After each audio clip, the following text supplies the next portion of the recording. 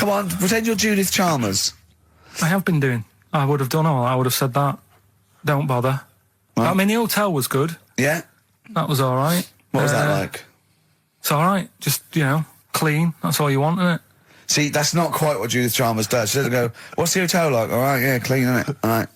What was it like? What was it? 3-star, 4-star? Did it have a swimming pool? What was the room like? Yeah, had a swimming pool and that. Yeah? Yeah, it's good. I think it was one of the better ones on the island. Okay. Nightlife? Wasn't really. And there was a bar, there was some bands playing. Yeah. Not very good. Food got a bit boring. Yeah.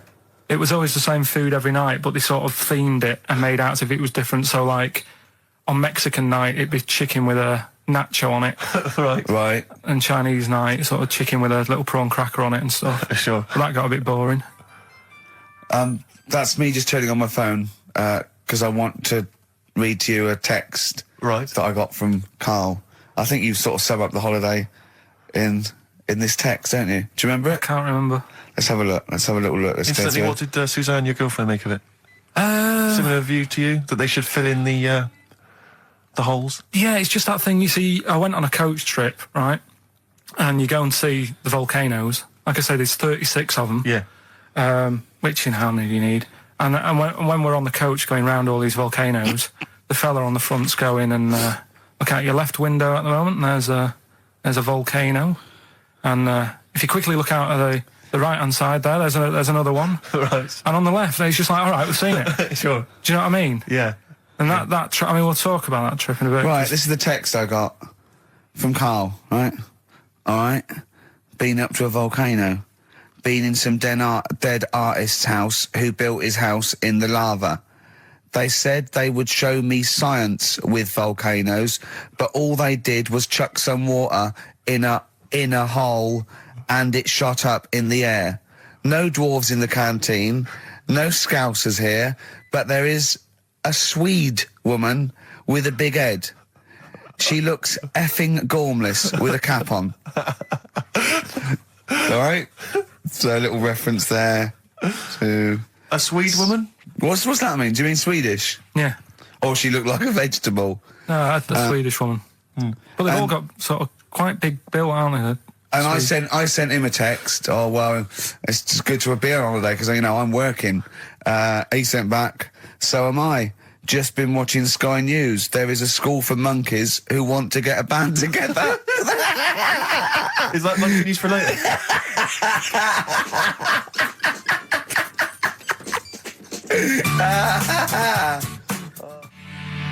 Oh My Corazon by Tim Burgess. I can't get enough of that. I love that chorus.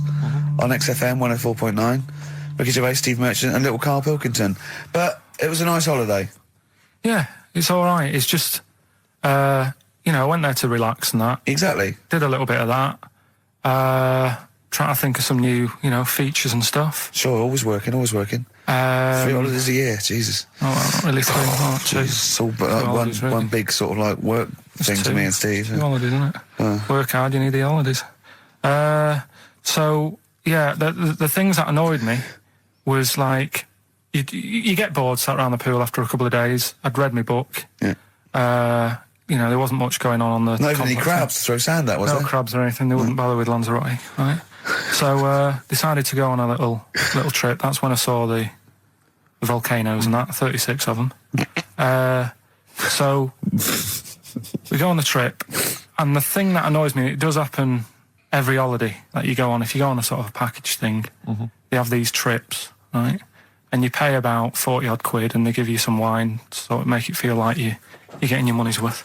But how many of these trips have you been on then? Loads. Probably about 12.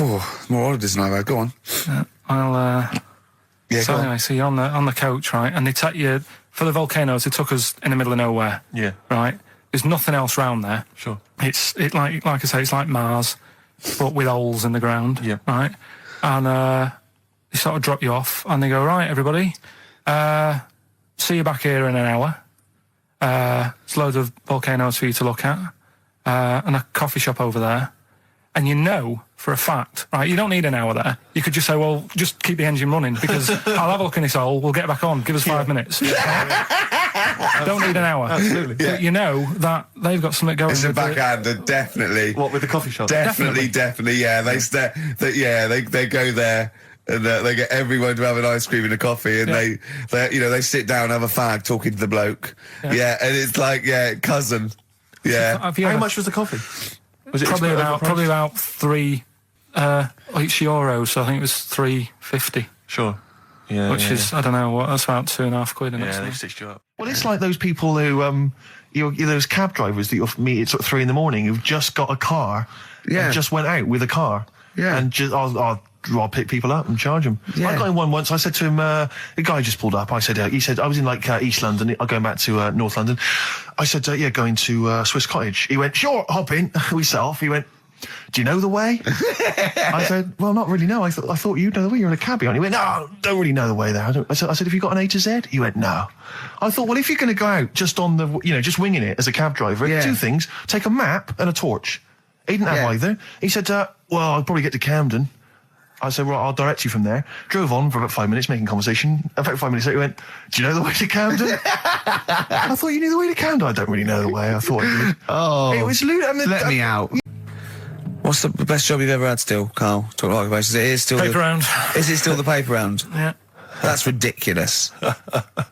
No, it was good though. If you look at it, like, what I liked about it, you're your own boss. No, you're not. You're not your own boss. No, The news agent is your boss. All right.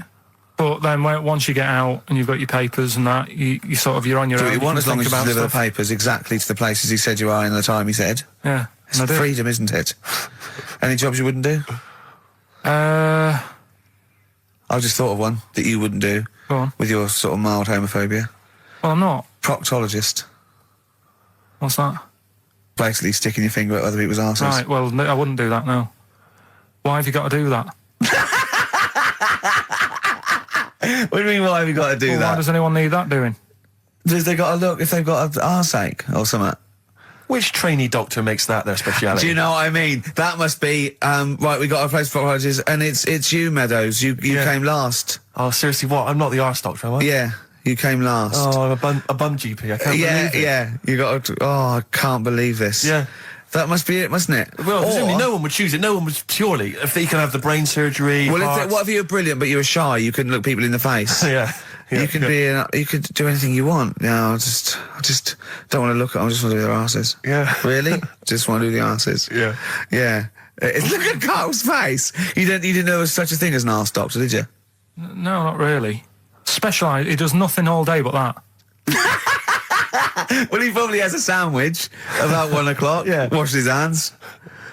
What do you mean he does nothing all day but that? You don't say that about a brain surgeon or thoracic surgeon, do you? No, but that all day. That's not good, is it? I love the fact that I can blow his mind with just things that people take for granted. A dentist just looks in mouths all day. Yeah, but that's a bum job. Just think of that. Oh. So what do you need to know then there? It's a lot to know. You gotta have nice nails. Yeah. No rough edges. Well, you'd be alright, because you got that job handing out biscuits to the old people because you had nice hands, didn't you? So, yeah. And I know a lot about biscuits. I know my biscuits. Do you? Yeah, I know which ones they like and that. Do you? What do they like? What do old people like? Just Bourbons, rich Do they tea. really? Because that's my least favourite. I would never eat a bourbon. I could be starving and I wouldn't eat a bourbon.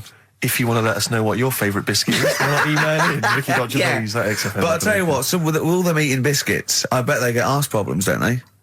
So you could double up, couldn't you? You could be handing out biscuits in the morning and checking out. So why would you go and have that done then? What sort of problems then? What do you mean? Loads of problems. Like what? Prostate. And they've got to go there. They have to like have a little, problem. Well, there was that. I told you that story. That bloke. It's not an apocryphal tale because it's about an orderly's report, and this is the bloke that filled out the form of what happened. He went into hospital basically with a sauce bottle up his arse, and on the report, he said obviously pleasuring himself using a sauce bottle. And on the report at the he said that he'd been shopping at Safeways, and he'd come in with his shopping, and he'd forgot his key, so he'd put his bags down on the step, right? And he started climbing up the drain pipe to get in, right? But as he was climbing up, his trousers and pants fell down. He slipped and fell, and the sauce bottle went up his arse. And the orderly said this story would be somewhat believable if Safeway sold their sauce bottles with condoms already attached. That's like a game of Kaplunk. So he I love that he put a condom on it.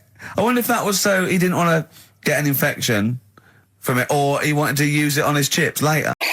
This is a bit easier, but I still think it's a good one. So this is, we should explain what this is if you've just tuned in. It's one of those stupid lateral thinking problems that Karl himself has created. Yeah, that was his homework.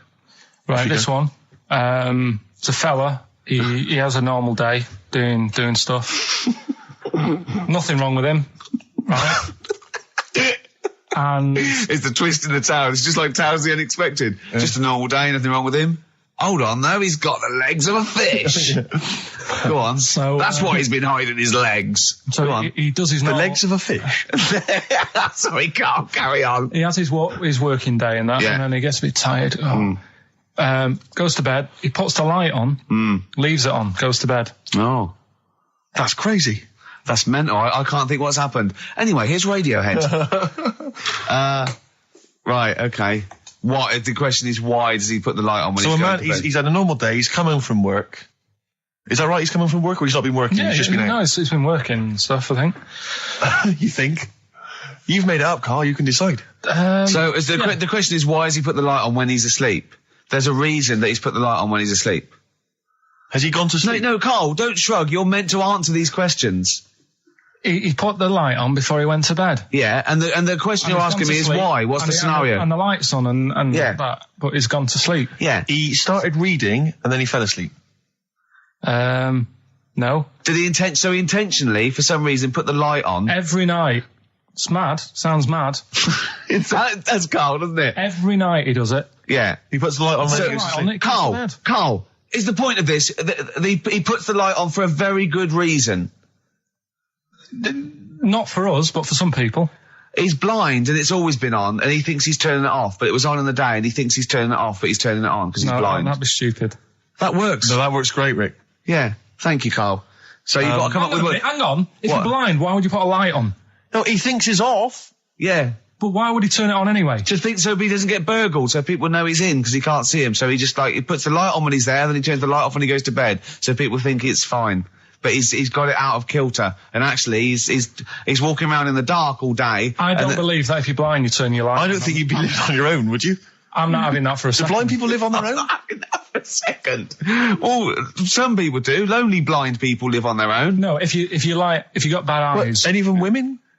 Are there any blind women who are living on their own? No, I mean, if you know of some blind women. 08700 800 1234. We've gone through this. If you are a blind woman with no standards and you don't care annoying voices and smell, yeah, then get in touch with you. Yeah, I mean, you've got to be within the ages of, say, 25 to 65. You know, right. Well, call it 75. You fussy, you fussy all of a sudden. Yeah, go on. If you were blind, would you live in London? Because someone said yesterday there was one struggling outside in Leicester Square, and I don't understand. If you were, I mean, you know, that might have been a tourist. But why come to London if you're blind? It's the worst place in the world to come if you're blind. To hear the sights. To hear the sights. It's a bit mad, isn't it? They do the same job. They have tourist needs like anyone else. Yeah. No, but it sort of stinks, and you'd go away going, oh, it's not that good. I just thought that I thought it was a bit weird. Well, never mind your concern for the partially sighted or sight impaired people coming to London. Get on with this. Yeah. So there he is. Yeah. It's like, oh, a bit tired.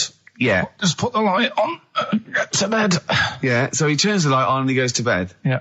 Oh. Should we play a track? He's not sleeping on the job. He's a lighthouse keeper. Well done. Is he a lighthouse That's keeper? not it, Karl. He's a lighthouse keeper. Right. Why wasn't the light on all the time? Because it's light in the day. You idiot. Play a record. What? Play a record. You're a buffoon. No, actually, the light isn't on in the day, is it? No, Rick? it's not. I think you're the buffoon. Oh, yeah.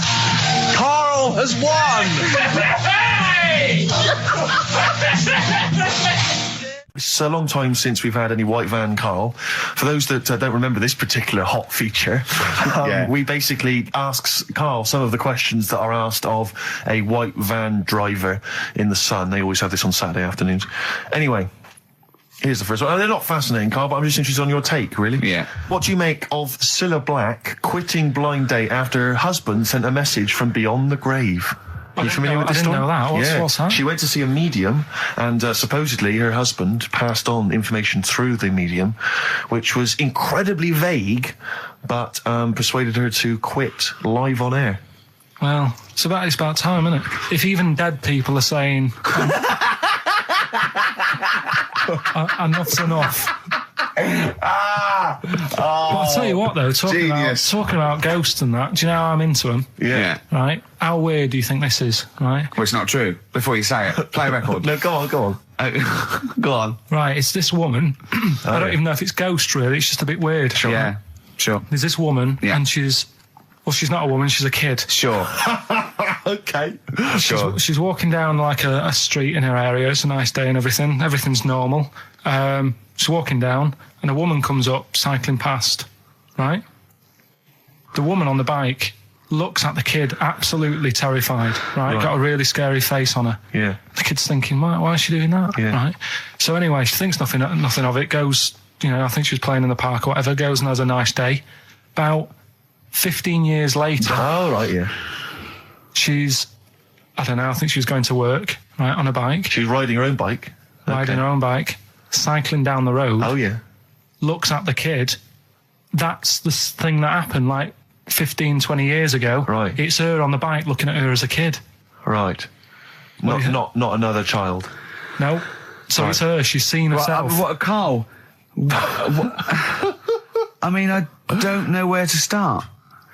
Firstly, where's this information come from? But I mean, why do you ever? I mean, I don't know what part of that you think can be true. I don't. I'm honest. I'm speechless. I don't know what to say. What are you talking about? Bit weird, though, isn't it? But it's not true. It didn't happen. Nothing happened like that. She said it did. Well, Who? then she's wrong. Who? She said she saw herself. She saw herself as a kid, didn't she? Did she carry on riding And as an pub? adult when she was a kid. Did she stop and talk to herself?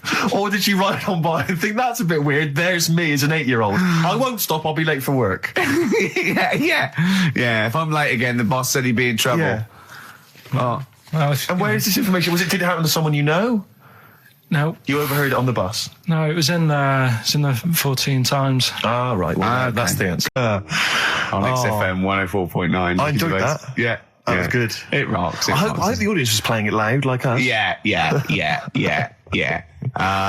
Ricky Gervais, Steve Merchant, Karl Pilkington. Well, look at him yawning.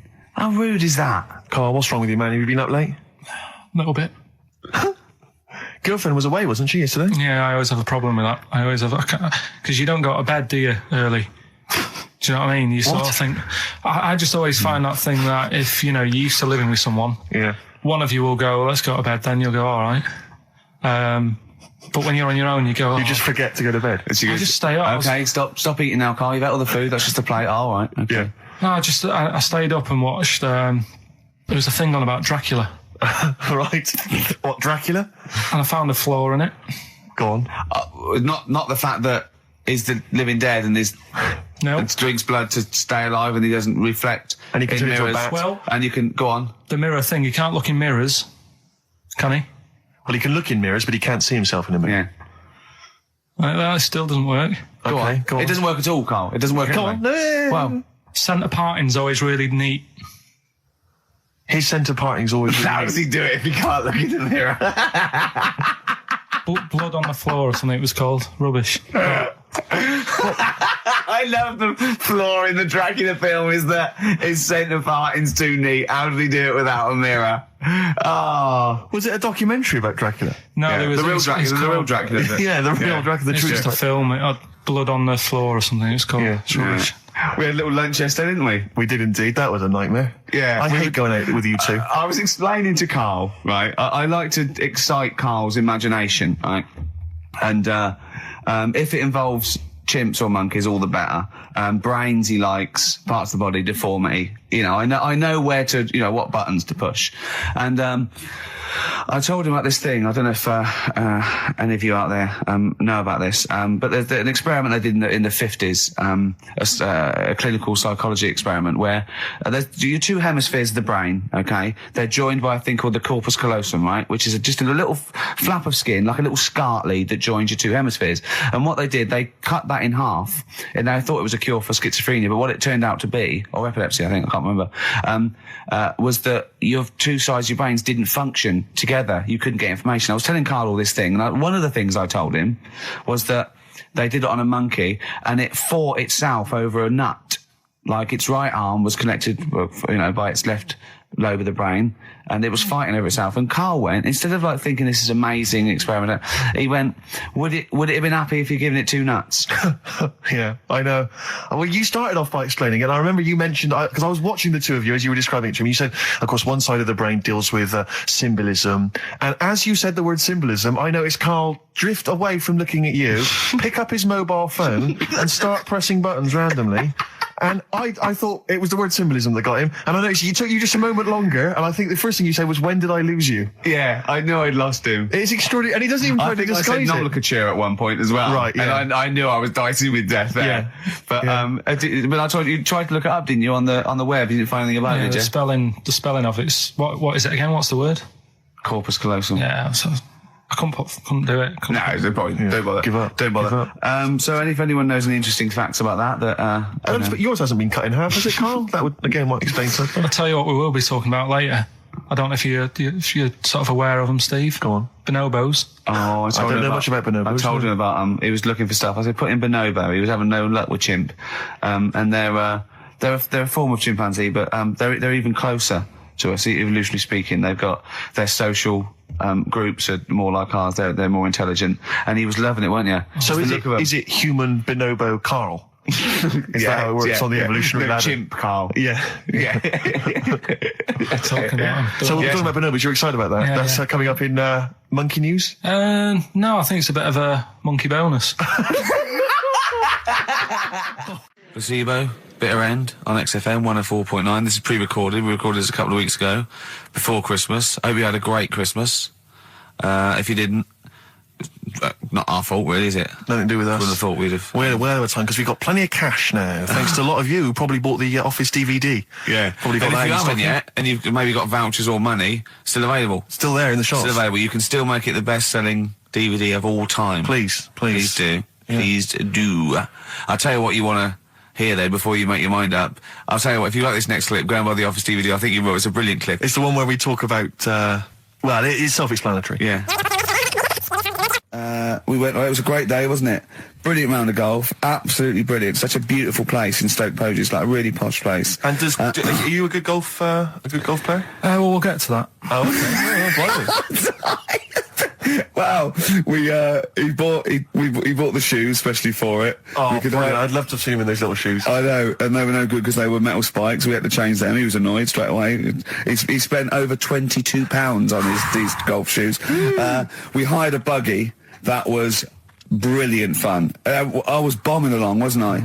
I don't drive, but it was great on that buggy. Well, you've been on a buggy with me and you were a bit scared. Yeah. What? I nearly killed us once. I was just taking banks and things, but you don't see sort of bunkers, and he'd scream, go, stop! And he'd put his foot down on the brake, and then I reversed. At one point, he sort of did a handbrake turn next to the lake, and then we had to reverse, right? And you just flick a switch and put your foot down. He did that without looking. I looked behind, there's a big oak tree there. He screams, watch the tree, right? So Dukes of Hazzard. And I kept jumping in and leaving him behind because I had to go to my ball. Anyway, so the first shot, I got on the driver. I honestly did one of the best shots I've ever done. It went straight down. It was great. I thought, phew, got away with that because it's always the first one because it's a clubhouse and you want to look good. Yeah. So He tees up, and I've been saying, buy some balls. He just got 6 balls. I was going, what if you lose me? I won't lose 6 balls, right? He tees up, right? Whacks it. It goes miles, like right angles, straight into these the woods, right? He turns around, he goes, go and buy some more balls. So I'm laughing, because it's like impolite to laugh, but he broke the ice for me, and I was falling around, and then his second shot, I go, you know you're off for 3 now. If you take another shot, he went, oh, right. So it's his third shot, he puts the ball down. He hits the ground before it and misses the ball altogether. And I was on my back, wasn't I? Unbelievable. Actually rolling about on his back. And we were terrible. I went round 107. He went round in like 119 or something. Sure. It was just rubbish. How long did it take? 5 hours. Of course. And there was no one around, luckily. Yeah. But it was fantastic. So then we go and have our meal. What annoys me, I said, right, I'll go for a run. He went, I'll have a bath. I said, I'll see you at 7:45. At 7:55, I have to call him. He's not ready, so he's let me down there. I can't stand lateness or laziness. You hate lateness. Yeah, and he's let me down. Do you know his excuse? He fell asleep in the bath because there was no light bulb. There's no light bulb in the bathroom. So instantly he fell asleep, and he was late. No, do you know what I mean, though, Steve? If you're sort of, like, nice and warm and what have you. I was tired anyway. I've been stressed out for 4.5 hours, right? My life flashed in front of me a few times in that buggy. So it's all sort of wears you down a bit. I thought, right, I've got a headache. You're going for your run. I'm going to have a bath. I walk in, put the light on. For some reason, it didn't come on, but I thought, it's all right. I'll just... doesn't matter. You can have a bath in the It's summer, so it's light anyway. Well, there's no windows in the bathroom, so... Yeah. So you were in the darkness? So I'm in the darkness. I nod off because I'm shattered. He calls up, hassling me. So I said, well, it doesn't normally take that long for me because, I haven't got, like, long hair. I've got a dryer and sure. I can sort of one wipe. Yeah. He's already 10 minutes late, though, when I called. Well, 10 minutes. 10 Well, minutes. this is late, this. Next. Doesn't matter. Dinner wasn't until 7:15, so we had, like, another 20 minutes anyway. So it doesn't really matter. Yeah, but we said 7:45. So he's calling up, hurry up. So I said, yeah, all right. So I get out and dry and like my tackle and what have you. Calls back again 30 seconds later. No, I don't. I don't like you're that. not going to do that, no. Give it a wipe. 30 seconds later, come on. So I end up going downstairs to the meal area, naked, with a wet shirt on and wet socks. I've got headache as it is. Meant to be a relaxing weekend. But anyway, so we have our meal, which is really nice. And then we're sitting in the bar. I'm having a cigar by the fire. Yeah. Like, we're having a rather nice Pinot Grigio. Yeah. He's there going, I've got a headache. Is this 1955 that you live in? I know. Yeah. It's so right. And we are knackered because he's not used to work. I've seen him moaning, falling asleep. He's not used to it at all. And you've been on your feet for over half an hour.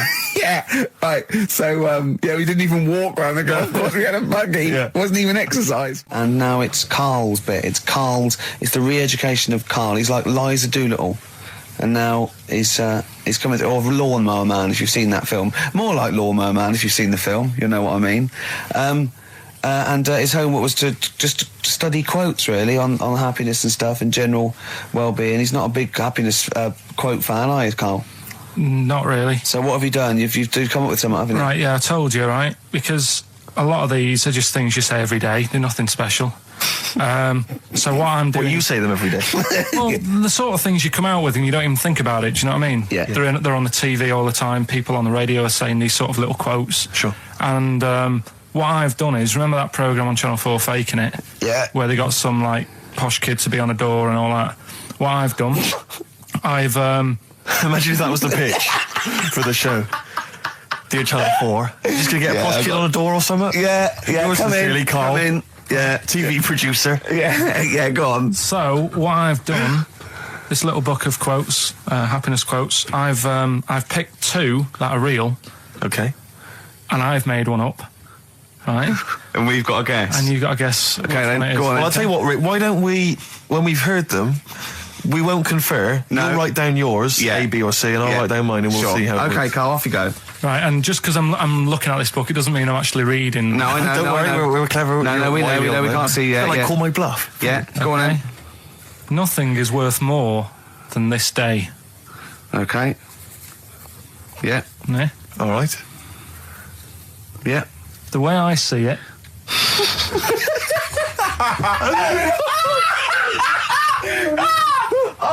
Oh God! We're getting the bed. burst. No, hang on. My head's gonna burst. No, Hang on. this might not be Carl's. Oh, it might not be. How do you know I haven't tweaked them a little bit? Yeah, good Okay, point. fair Good enough. point. No, good point. The way I see it, if you want the rainbow, you got to put up with the rain. Yeah, okay. All right. All right, yeah. Okay. Hang on. It's not here. Come on. Cat food. Cat food, come on. It stinks a bit, but if you don't put up with the smell, the little kitten will die. Steve, I don't know what to say.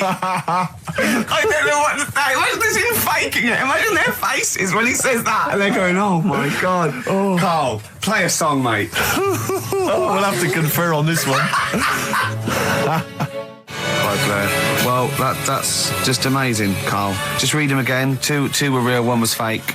Go on then. Right. First one. Nothing is worth more than this day. Excellent. Next one. What does that mean? Well, cherish now, cherish your time. Okay. Because you can't get it back, and Yeah. you know That's the way I saw it. what could go wrong if it was a lot of needles that it just came down like 1,000 needles that was an imprint. Yeah. But No, obviously, I'm asking someone who hasn't delved any further than there's a machine that can give you a tattoo. That's all you've got at the moment, isn't it? Well, yeah, basically. That's all you've got. I mean, that's what I've got because I'm not a fan of tattoos. I don't. But where did you read this again? This was Internet? This was on the internet. Yeah, it was. Yeah. Okay. And I just don't understand why people do it. That's what got me attention. Because me. Sorry, what have I learned from this? That if you wanted to get one, you can get one done by a machine now. Well, you'd think it'd be Bughead, wouldn't you? What? Well, you'd think it'd be Bughead, wouldn't you? You'd think it beat No, you'd think it'd be. Yeah. You'd think it'd be Buggered, wouldn't you? Bughead. Bughead. This can't be. If this is anything with a bug living without a head, I'm not interested because we've done it. All you've done is fun. Let's just do what a cat. So it is that. Do I do that one first? Which one? Which one are we doing? No, do the bughead one. Right. Well, the Bughead one. Well, we've talked a lot about animals and that, haven't we? Without heads. Surprisingly, we have. I think a disproportionate amount on it. If you're a new listener and this is the first time you've listened, you'd be surprised. Yeah, we've done all that. We've covered worms. The way if you cut their head off, it grows back. If you don't cut too high above its neck. We've covered The chicken. the fella who blinked. Yeah. I can't go into it again. Right. Let's not go into it again. We've had the chicken with no head that lived for 8 months. Yeah. And we've had And we've had the cockroaches. cockroaches living for a week without an head. Right, okay. Well, it's a bit more on the cockroach front, really. Right. They found, right, that if you get a cockroach and you cut its head off, Yeah. right, and then you find a cockroach that's still got its head, but it hasn't got any legs, Right. right, it's not over for both of them, right? Because what you can do, you get the one that's got the legs Right. with no head, Yeah. sort of running around, get the one with the head, sit it on top of it, Right. get a little tube Okay. so that the fluids. So is this auntie's go out of the Let room? him finish. This is like Blue Peter. Let him You finish. can get this for Christmas. Right, you get Yeah. a little tube, you sit that on top so the bodily fluids are still running between the two. Right. The head of the one on the top will control the feet of the one on the bottom. Okay. What about Good. And will it continue to live? that? Yeah. Okay, you don't know that for sure, do you? You're just guessing. That was just a No, question out of the blue he wasn't expecting. Yeah. Well, what do you think of that? Good, yeah, it's great. Yeah, just a primitive nervous system that can, yeah. Did you expect us to be more impressed and excited by that? Did you fall off your chair when you read that? Did you literally topple off? Snowbird from Mark Heights are part of his covers album. He's so happy that the XFM listeners understand his stupid clues, and he knows it annoys me. We've got some right We'll answers be for getting out the Blockbusters. answers just quickly, just in case someone sort of missed one of them. I'll just quickly do them, yeah? Yeah, go on. First one, there's a load Sure of letters. show. There's a load of letters there asking for advice. Put them on Claire's desk. Oh, a Merry Christmas. Ask your mum if you should. Oh, a Merry Christmas. And a couple of people were arguing in the supermarket. It was at the fruit Christmas, and that's veg why. counter. And that's B. Okay, we'll give those answers out shortly. Yeah. Right, here's the last clues of the year. You had There's a load of letters there asking for advice. Put them on Claire's desk. Go that on, was no idea. F. That was for foreigner. Foreigner. I don't know what you mean. Claire Rayner. She took advice. She gave people advice. So that's a foreigner. That is shit. Right. I'm sorry. That may be Christmas. That is absolute A dark. lot of people got the right answer. I know. Well, that annoys me even more. Number The 2. second one, ask your mum. Foreigner. Yeah. Foreigner. Second one, ask your mum if you should. That was S. That was Shalimar. Shalimar? Shalimar. Right? No, bizarrely, what was the clue there? Ask your mum if you should. No, we got a lot of people saying Smashing Pumpkins as the answer to that. I don't know who's saying that today, Mum. Smashing Pumpkins. Merry Christmas, Mum. Smashing Thanks Pumpkins. very much. Nice bollocks. Oh, that's great. That's great. Right. Smashing Pumpkins. Wow, here's a bit of a turn up for the books. Karl Pilkington on the line. Right. Yeah, where you been? I'm off ill, aren't I? Right. Okay, what's the matter with you? Just a bit bunged up and that, and got the shakes, got that sort of, that shaky thing I get. Yeah, that's because you didn't eat last time when Suzanne was at work. Yeah, well, I think that's what brought it on. Plus, she was away in the week, and I put some wet jeans on. And I think that's what's caused the problems.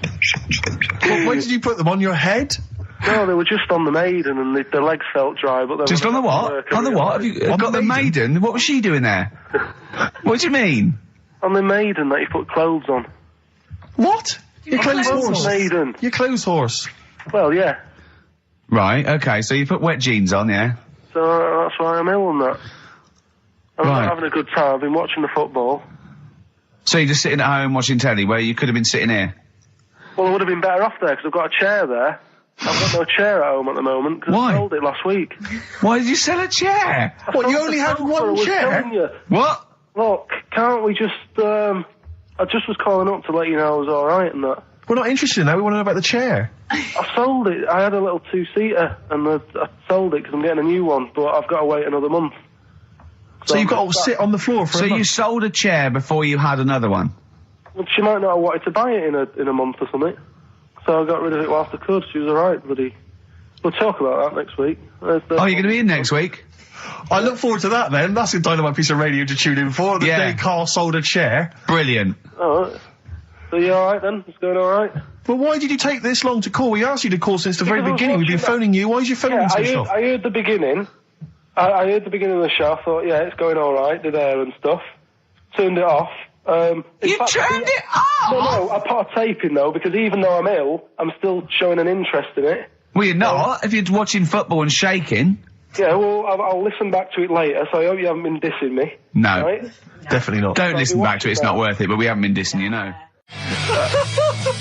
The darkness growing on me on XFM 104.9. Oh, it's all going well already, isn't it? The microphone fell apart. Carl's shouting because he got headphones on. His music's turned up too loud. Canfield level. God, it got pre-out. Look at him giggling. Look at him. Look at him laughing. That's so funny because I got a letter here. Rick, you may remember that last week we opened with some quality knob news. Knob news, yeah. It was Hitler's knob. Hitler's knob was one of them. That just sparked off into a whole bunch of other kind of knob-related discussions. Yeah. And I'm pleased so far to see that we're almost at the halfway mark for this first hour. And so far we've only talked about nudity and/or todgers. Yeah. So excellent work from us. Well done, lads. Yeah. I'm looking forward to Dr. Fox and the rest of the Sony award committee listening to this one. Yeah. But more knob news. I don't know if there's a jingle for that, maybe. You nearly had me eye out. Knob news. Knob news, excellent.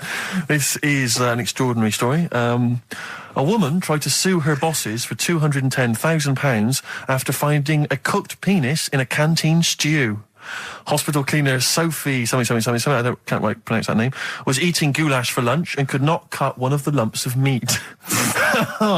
You can see where it's going. I've got so many questions already. I know. She picked it up and tried to chew it, but it was too tough. Then she inspected it with workmates, who all agreed it was a penis. Imagine that discussion. Yeah. Miss McLata said she vomited for the rest of the day, instantly became a vegetarian, and had to have psychiatric help. It's not known whether the organ was from a human. The case continues. Well, it can be found out, so that's one thing. Obviously, that doctors aren't confused. They're not going, I don't know, I've never seen one like it. Yeah. Also, why is she eating goulash? I know. I mean, that's my first question. Why? Yeah. You got lunch. Oh, what do you want? I don't know, I fancy some goulash. Yeah. Oh, some gooly lash. Gooly lash, Thanks very like much it. indeed. Lancashire cockpot Oh, is on the menu. Brilliant. Only £5.50. Wangers and mash. I'd love some wangers and mash, please. Cock o' van. Cock o' van. It's already done for There's you. there's wangers and mash, cock o' van, Lancashire cockpot. You know. That's just off the top of our brains. Yeah. So, if So you've got if any you of your wanna- own, keep them to yourself. We're not interested. What do you make of that knob news? And it's in a hospital. Oh, yes, it was. No, hospital cleaner. You're right. Hospital Oh, cleaner. God. I know how your mind's thinking already. There's been a mix-up.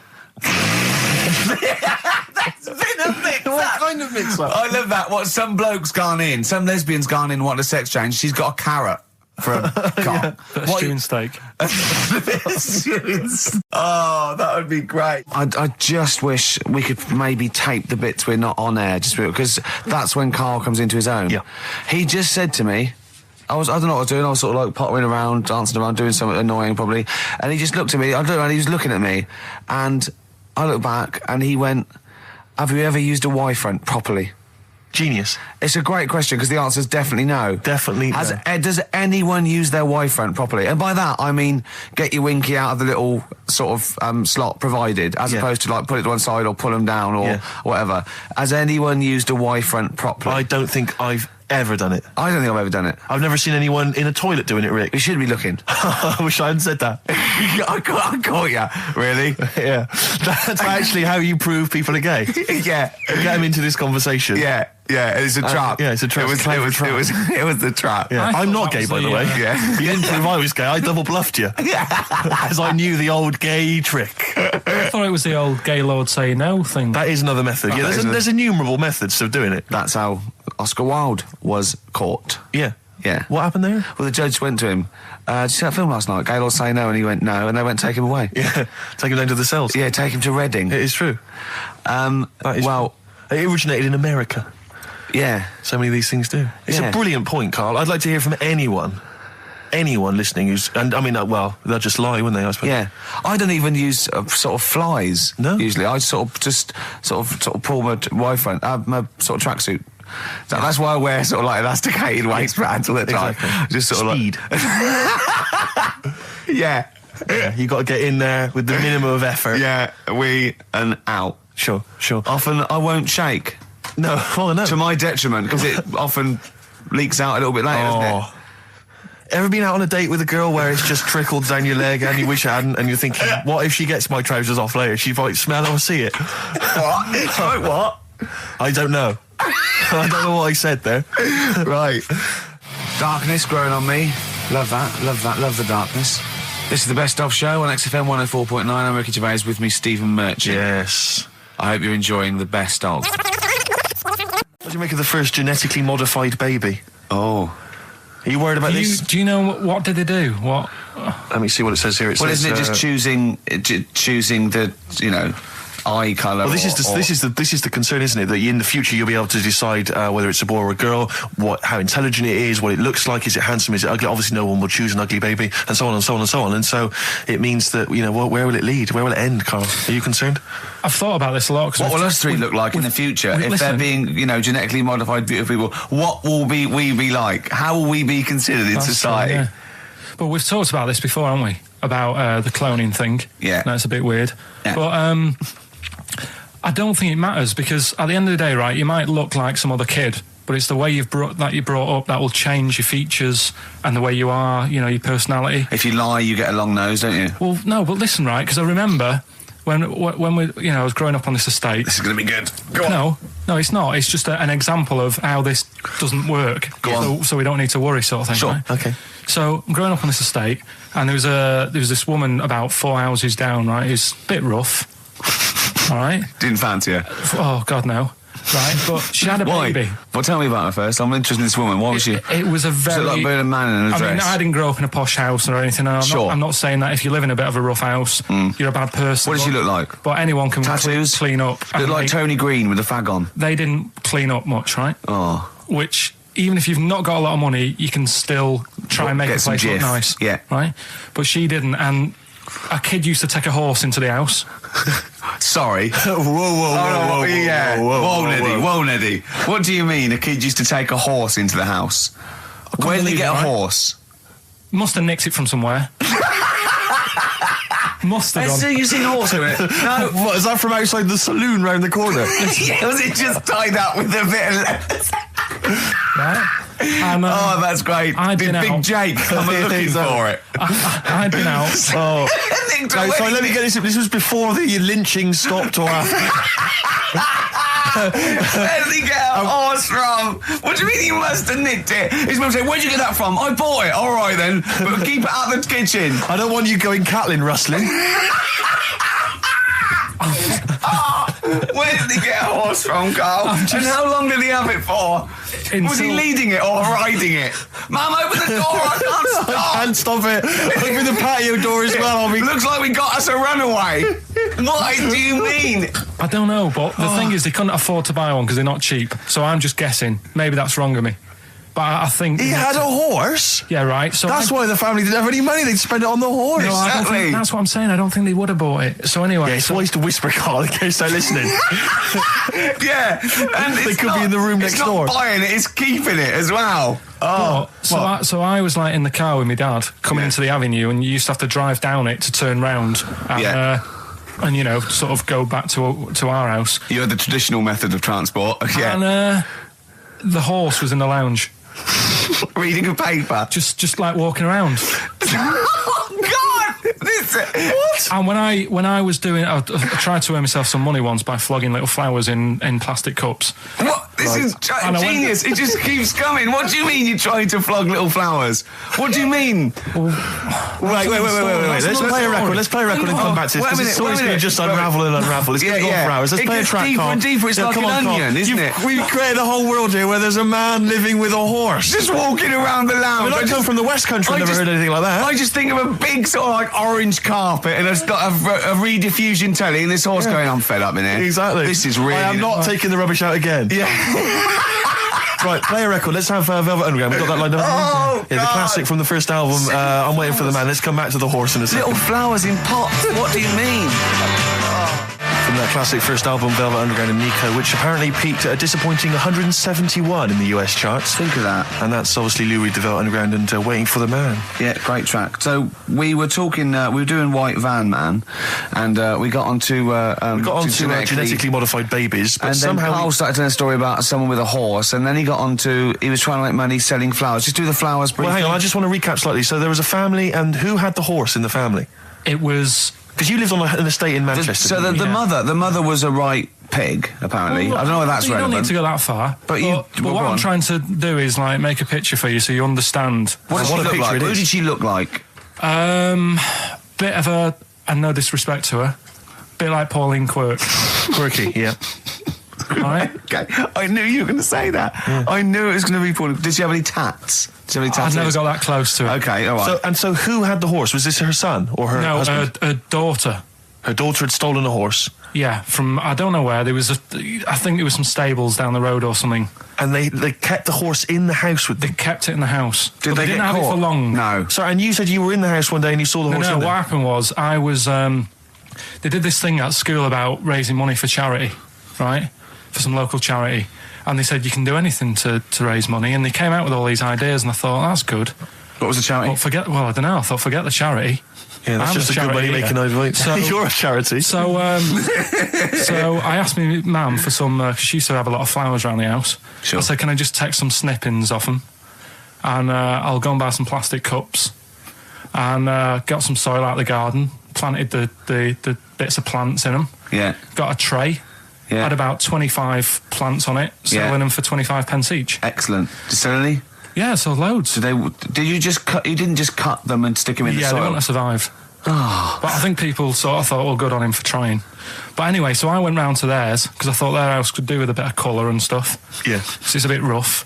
So as I went The horse went, thank God for that breakfast. They've been feeding me kitty cat. So I got up to the door and they opened the door and it was one of them houses where no carpet. Yeah, a horse in the living room. You know. We've all been there. And the horse was walking around the living room. Oh. I looked quite happy and everything because I always say that about animals. That beauty right? was on. Yeah. Well, think about it, right? If you were a horse, where would you rather be? In a little wooden hut with a load of hay, or in like a house with a Central heating. 3-piece suite and a telly and that? Telling you that. No, but I was saying this the other day, And an Atari. right? I was walking through London. the Commodore other day. 64, Yeah. rubbish. Exactly. Walking through London with Suzanne, right? Yeah. And you know, like homeless people always have dogs. And Yeah. she said, "Oh, I hope she looks after it." I said, that dog is happier than most dogs, Right. Because people always walk past and give it a pat on the head. Yeah. It's with its owner all the time. Yeah. It's out in the open. It's not locked up in a house. Yeah. It doesn't You know what I eat, mean? but other than that... No, it does eat though. They're always all right. So that's what I was saying. I think this horse was doing all right for itself. Do you know what I mean? Well, not many horses have got their own house. Exactly. For a start, yeah. Well, anyway, that's what That's by we were the talking by. about. Yeah. So anyway, this family, who's a bit. What we were talking about, it was about cloning. Genetically modified kids and all that stuff, yeah. Right. Now, what I'm saying is, you could say, right, Steve, you could have a baby, right? And Ricky could see it and say, God, I want one that looks like that. Yeah. Right? It could happen, Rick. So Come on, work with him. So you take it to the doctors, and I don't know what they do. They inject it with something or whatever. Yep, that's how it's done. Yeah. And get a little baby, and there it is. It looks the same. Now the thing is, you separate. You both go off and do your own things. Yep. Right. Now, you look at Stephen. You look after your baby. Yeah. You treat it well. You give it good food and I'm a that, good dad. all the vitamins and stuff. Yeah. Ricky just gives it cheese. Right. So then it changes its looks. It goes a bit fat. It gets tired easily and that sort of thing. Now, when this family, Why am I just feeding a baby cheese? right, this family who had a horse in their house, Yeah. they had a little baby, and my mum went round and said, "You're not going to believe this, but it's a beautiful looking baby," right? Yeah. And I was like, well, And the weird thing is, it was a good-looking kid, but as time went on, they didn't really look after it. And I'm not saying like abusing it, but it used to run around. It used to play out till like 10 at night. Yeah. It used to chase cars. Right. It was a bit. Did it have hooves? Yeah, no. Chase cars. Right. What sort of kid chases cars? Oh God! No. Was it called Rover? The weird Did it catch sticks? It's Liam, it was called, right? Right. Now, the weird thing is, it was a good-looking kid, but as time went on, and all that, like, not eating properly, and its hair was all patchy. It's not Liam Gallagher, is it? And chasing cars and that, and it became an ugly kid. It's definitely Liam Gallagher. And that's what I'm saying, right? You can clone all you like, but at the end of the day, it's how you brought up. Brilliant. Wow. Life. Wow. That was a hell of a point. Oh God. But am I right? Oh, you're always right, Carl. Finally, White Van Man, what do you make of the fact that Sainsbury's are bringing in square tins? Is that a concern for you? Is that true? Apparently so. Why? Dunno. It's like it's easy to stack. This is what the guy in the Sun has said. That should be interesting. That should be his comment on Sainsbury's are bringing in square tins. Is that should be interesting for meatballs.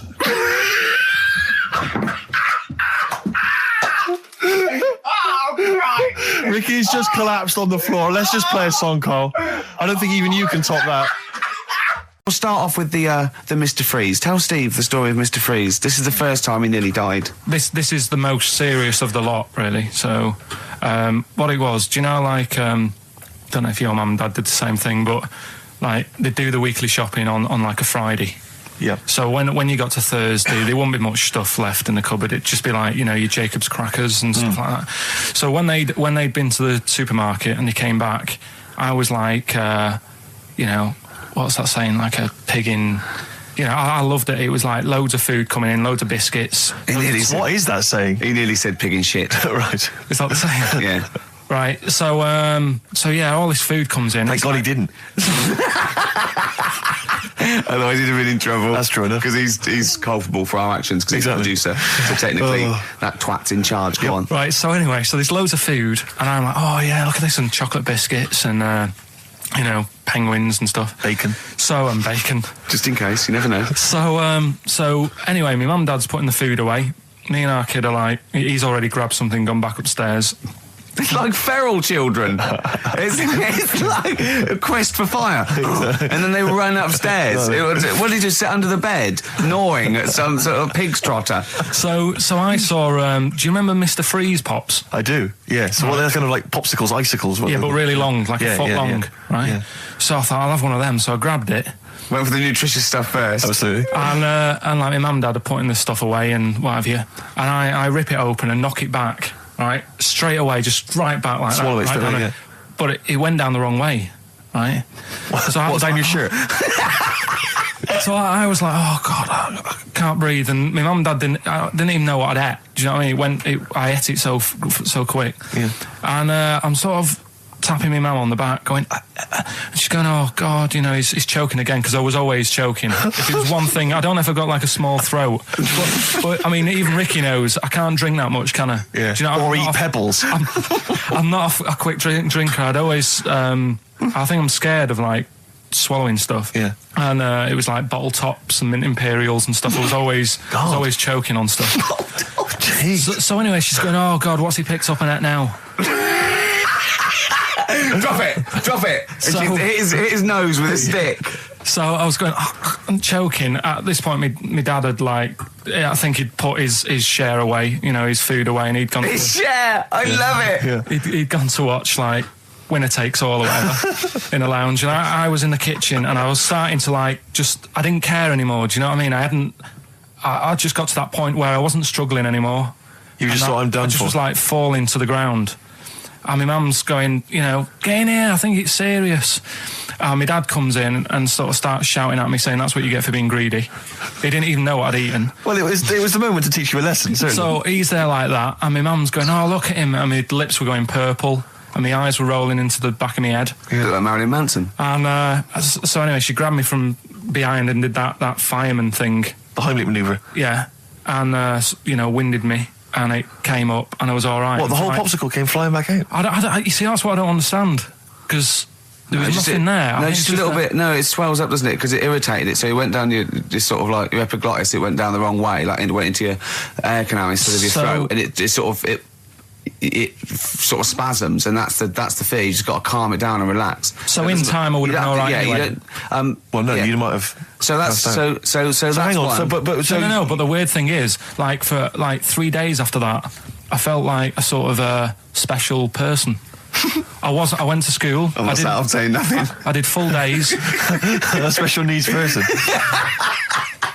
Yeah. I went to school the next 3 days after that. I didn't wag it or anything. I did full days. I love that. 3 days, turn over Yeah, a leaf there. exactly. After 3 days, you thought, screw it. Yeah, Well, did a quick history exam. Yeah. Right, next That was one. weird. That's popsicle. That's popsicle hell, we'll call that. Right, next one. Which one's the next one? Oh, what about your paper round? Right, the paper round one. Paper round, I'd still say it's the best job I've ever had. And he means it. No, I really enjoyed it. It's you don't have to work with anyone else, right? So you make your own rules. Just think of that.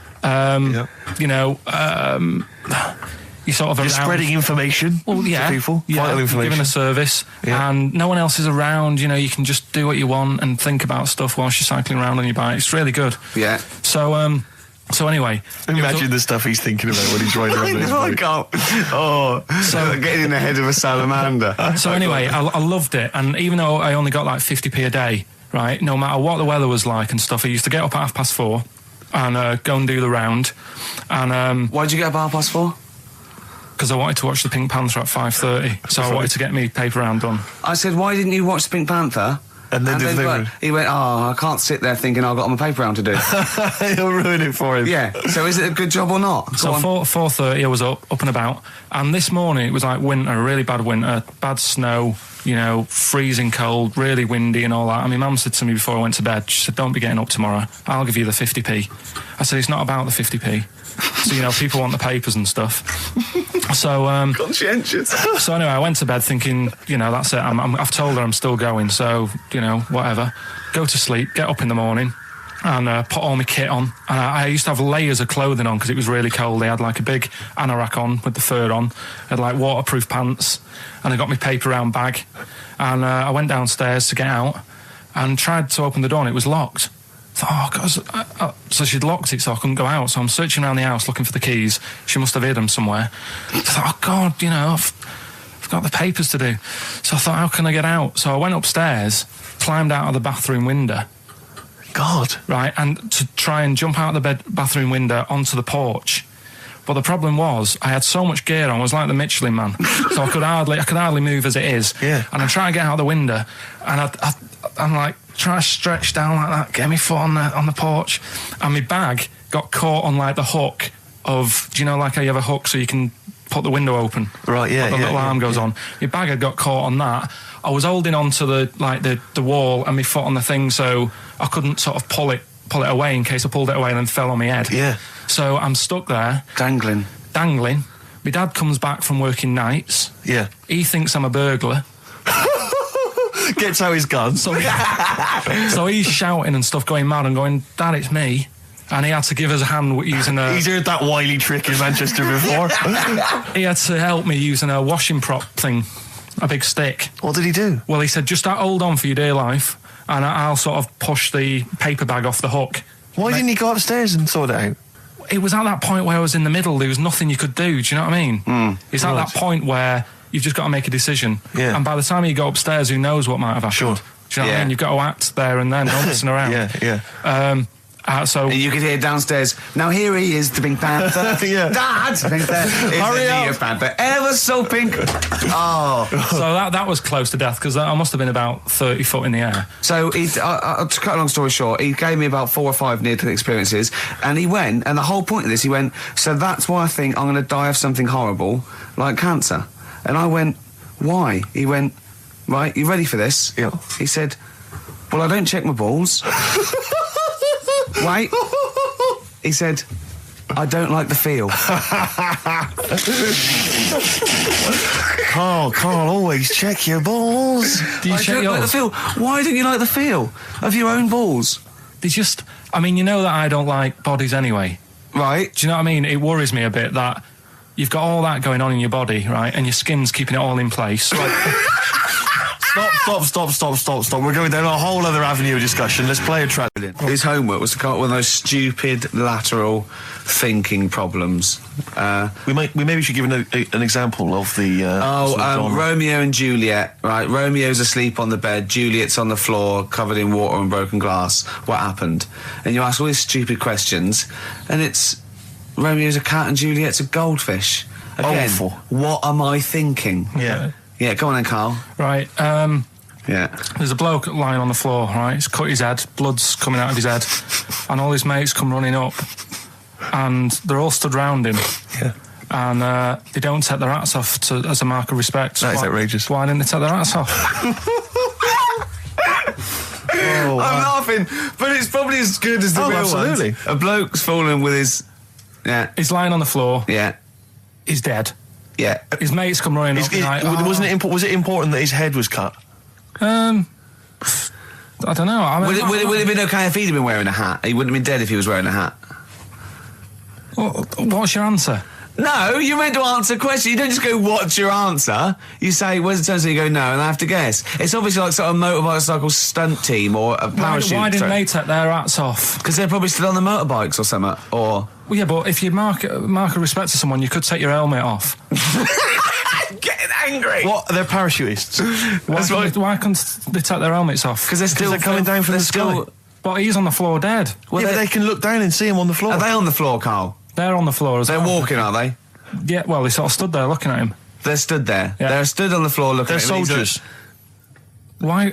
But why? If they're Because it soldiers? might be in a battle zone. They be in a might have their battle zone. helmets on, and he's been shot in the head. No. Well, that does work. You see, this is my point. That one works. That one works. Unless you've given us a piece of information where that doesn't work. What's the difference? Why is yours different to he's been shot in the head in the trenches and they're looking at him and they keep their helmets on?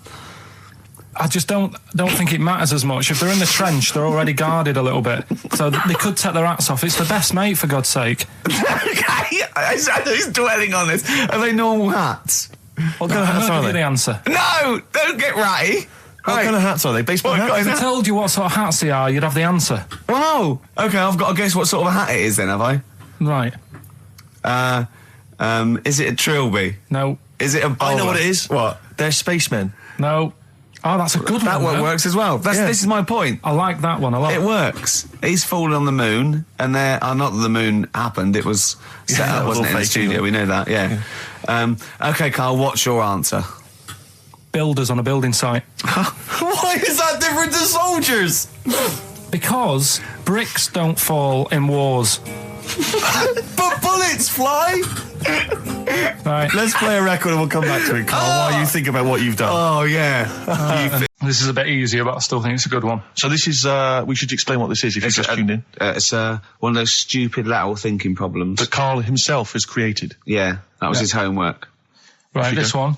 It's a fella. He has a normal day doing stuff. Nothing wrong with him. Right. And It's the twist in the tale. It's just like Tales of the Unexpected. Just a normal day, nothing wrong with him. Hold on, though, he's got the legs of a fish. Go on. So, that's why he's been hiding his legs. Go so on. he does his The normal, legs of a fish. Sorry, Carl, carry on. He has his working day and that, Yeah. and then he gets a bit tired. Goes to bed. He puts the light on, leaves it on, goes to bed. Oh, That's crazy. that's mental. I can't think what's happened. Anyway, here's Radiohead. Right, okay. What? The question is, why does he put the light on when So he's a going man, to bed? he's had a normal day, he's come home from work. Is that right? He's come home from work or he's not been working? Yeah, he's just been no, out? it's been working and stuff, I think. You think? You've made it up, Carl, you can decide. So is the question is, why has he put the light on when he's asleep? There's a reason that he's put the light on when he's asleep. Has he gone to sleep? No, Carl, don't shrug. You're meant to answer these questions. He put the light on before he went to bed. Yeah, and the question you're And he's asking gone me to is sleep, why? What's and the scenario? And the light's on and Yeah. that, but he's gone to sleep. Yeah. He started reading and then he fell asleep. No. Did he intentionally, for some reason, put the light on? Every night. It's mad. Sounds mad.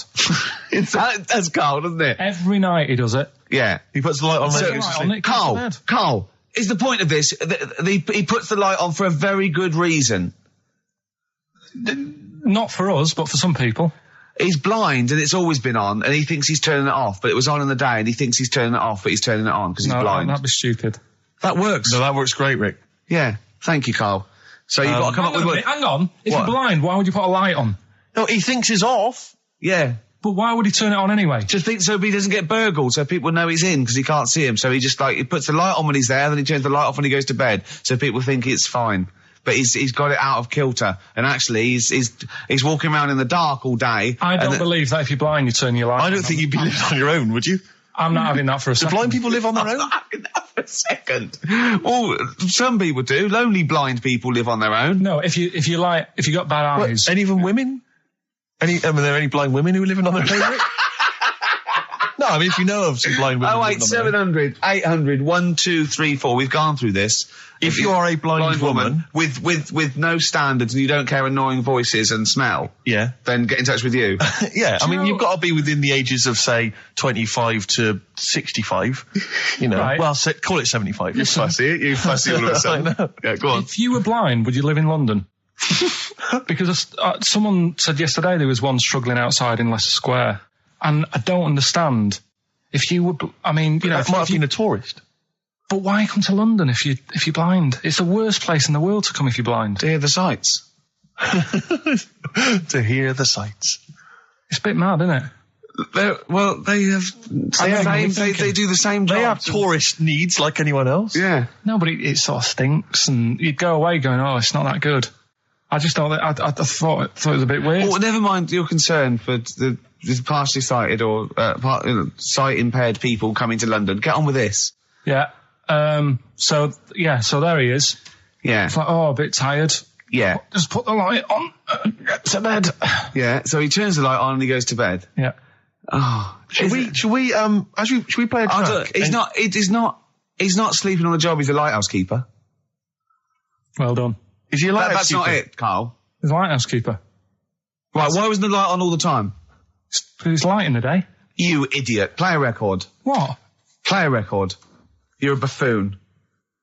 No, actually, the light isn't on in the day, is it? No, it's not. I think you're the buffoon. Oh, yeah. Carl has won! You don't talk to anyone, do you, in the week? You just hide in your little sound booth thing, and you really don't talk to anyone, do you? Much? Not really. No. I mean, you might call up. Yeah. But no, I keep myself to myself. Yeah. Then you don't get bogged down in the office politics and stuff. Yeah. Is there a lot of office politics here? I don't know. I don't get involved in it. Oh, yeah. Proved your point. So when we're away and we're like out of action, who, other than Suzanne, who will you talk to of the day? How will you get a sort of feedback from the world? How will you get sort of like input and... I always, if ever I've got like a question on anything, the internet's sat there and I can just go online and find out. The internet is good, It's brilliant. but it's not all verified. It's not all necessarily factually accurate. Anyone can put things onto the internet. It's it's freaks and things that put on things one, right? like... Here's one that I read in a week, right? Go on. About this woman. Yeah. She was a bit of a punk, and to get her hair done like she wanted it. Super glue. Right now, she got lard. Apparently, it's a popular thing. You might know. Put lard on your head. Yeah. And you put it in the oven. Oh. Now, apparently, the heat that you get from the oven is different from the sort of heat you get from an hairdryer, right? And she had to do that to get the style that she wanted. But anyway, she comes into some money or whatever, treats herself to a microwave, right? It's not true. Opens the door, jams the things, like the little catch. So the microwave works. She jams it with a screwdriver or a knife or something. Yeah. Puts the microwave on, sticks her head in, boils her brain. Don't be ridiculous. Right? Well, why is that ridiculous? Boils her brain. She boiled her brain. She boiled her brain. And this is what's good about the internet. I went straight from that, and there was a subject about brains. And do you know that Russell Crowe, when he dies, he's given his brain to charity or something, some sort of some people who can do stuff with it. She gave hers to Pot Noodle. Vesta. Yeah. Oh, That's the boiling sort a of stuff. skull. Yeah. That's not true. It's not true, Carl. Just urban myths. Someone made it up. Yeah. For a laugh. They're just too convenient urban myths. Everyone said you can tell an urban myth's not true because it's always this happened to a mate of mine, and when you say what happened then, they go, don't know, that was it. Was it? Was that it? Was it? Someone boiled a brain and that was it. There was no more story. Well, were there any dates, locations, times? I think it was in Belgium. There's that one. There's that one that a bloke, right, was going to get a phone call at 4:00 to find out if his business was, okay, right? And if he didn't get the phone call, he knew he was broke, destitute. So dead on 4:00, the phone didn't ring. So he went up to the roof, his office, and he jumped off to commit suicide. And as he was passing his window, the phone was ringing. Oh no. Carl, it didn't happen. Didn't happen. Think it through. Think it through. Who told that story? Who told that story? As he hit the pavement at 120 miles an hour. He's the only person who could have known that series of incidents. Also, why didn't And he he's wait? dead. As his life's at stake, why didn't he wait till 5 past? I said I'm going to give it 5 minutes just in Just in case the lines are busy. Yeah. And what sort of bloke goes, I'll call you at 4, okay, if you're busy. Well, call me anyway. No. If I don't call exactly 4, then, you commit suicide. Commit suicide. I would, because if I don't call at 4, that's the end of it. Well, call me anyway. No, that's not the way I work.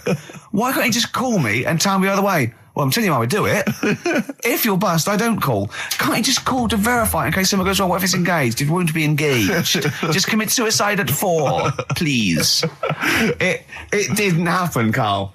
The other one, right? A bloke, right? He's on a train station, and I'll tell you how I heard it. He's waiting for a cruise station, whatever, and he shits himself. As you do. And so he goes, my train's in 5 minutes. So he runs across to Millets and goes, quick, Levi's, 36. The bloke just puts it in a bag. He runs onto the train He goes into the toilet, takes his trousers and pants off. He's soiled. trousers Yes, and pants. throws them out of the window. I won't be needing those again. Cleans himself off, open the bags. It's a jacket. Oh. No, it didn't happen, Carl. At what point did he go into it and go, quick, Levi's 36? And the bloke went, sorry, Levi's 36, what, a pair? No, shall I wrap them? Them?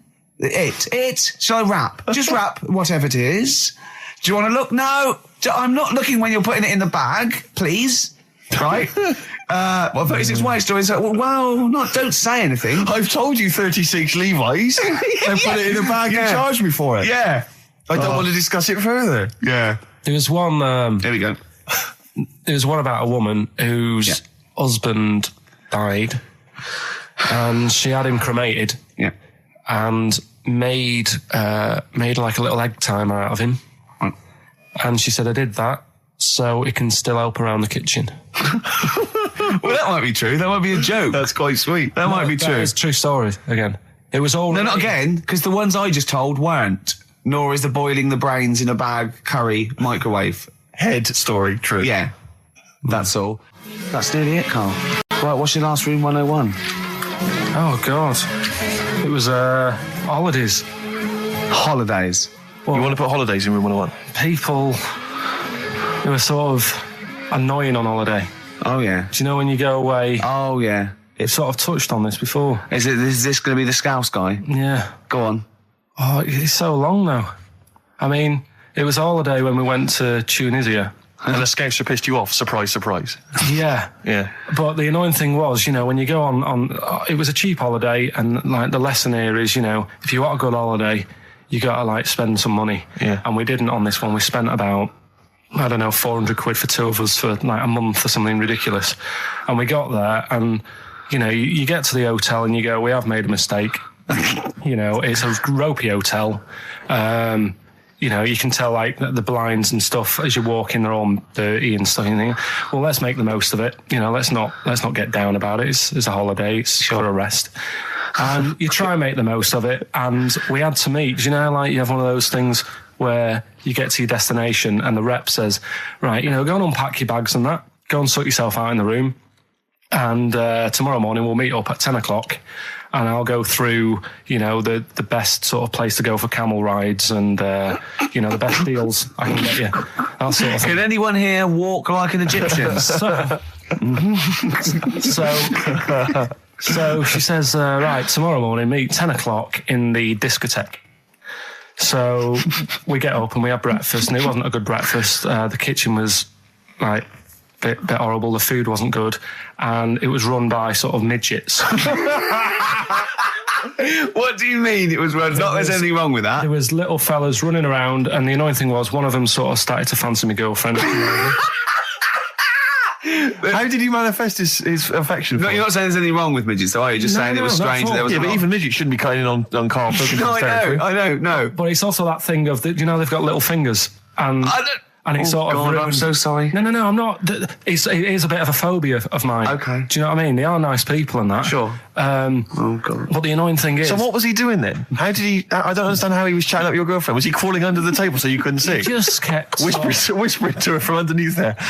Stop it. Just Wait, I don't want to get a complaint on our last show. There's not many midgets What's going to happen? Can we just finish this and start up again in a couple of months? Oh, yeah. So if you want to know more about the midget theme restaurant, then we'll talk you in 3 months. Yeah. It's just... It's just... No, that's fair enough, actually. Oh, yeah, no, right, sorry Karl. about That's this. your producer's Listen, we'll see you in about a really...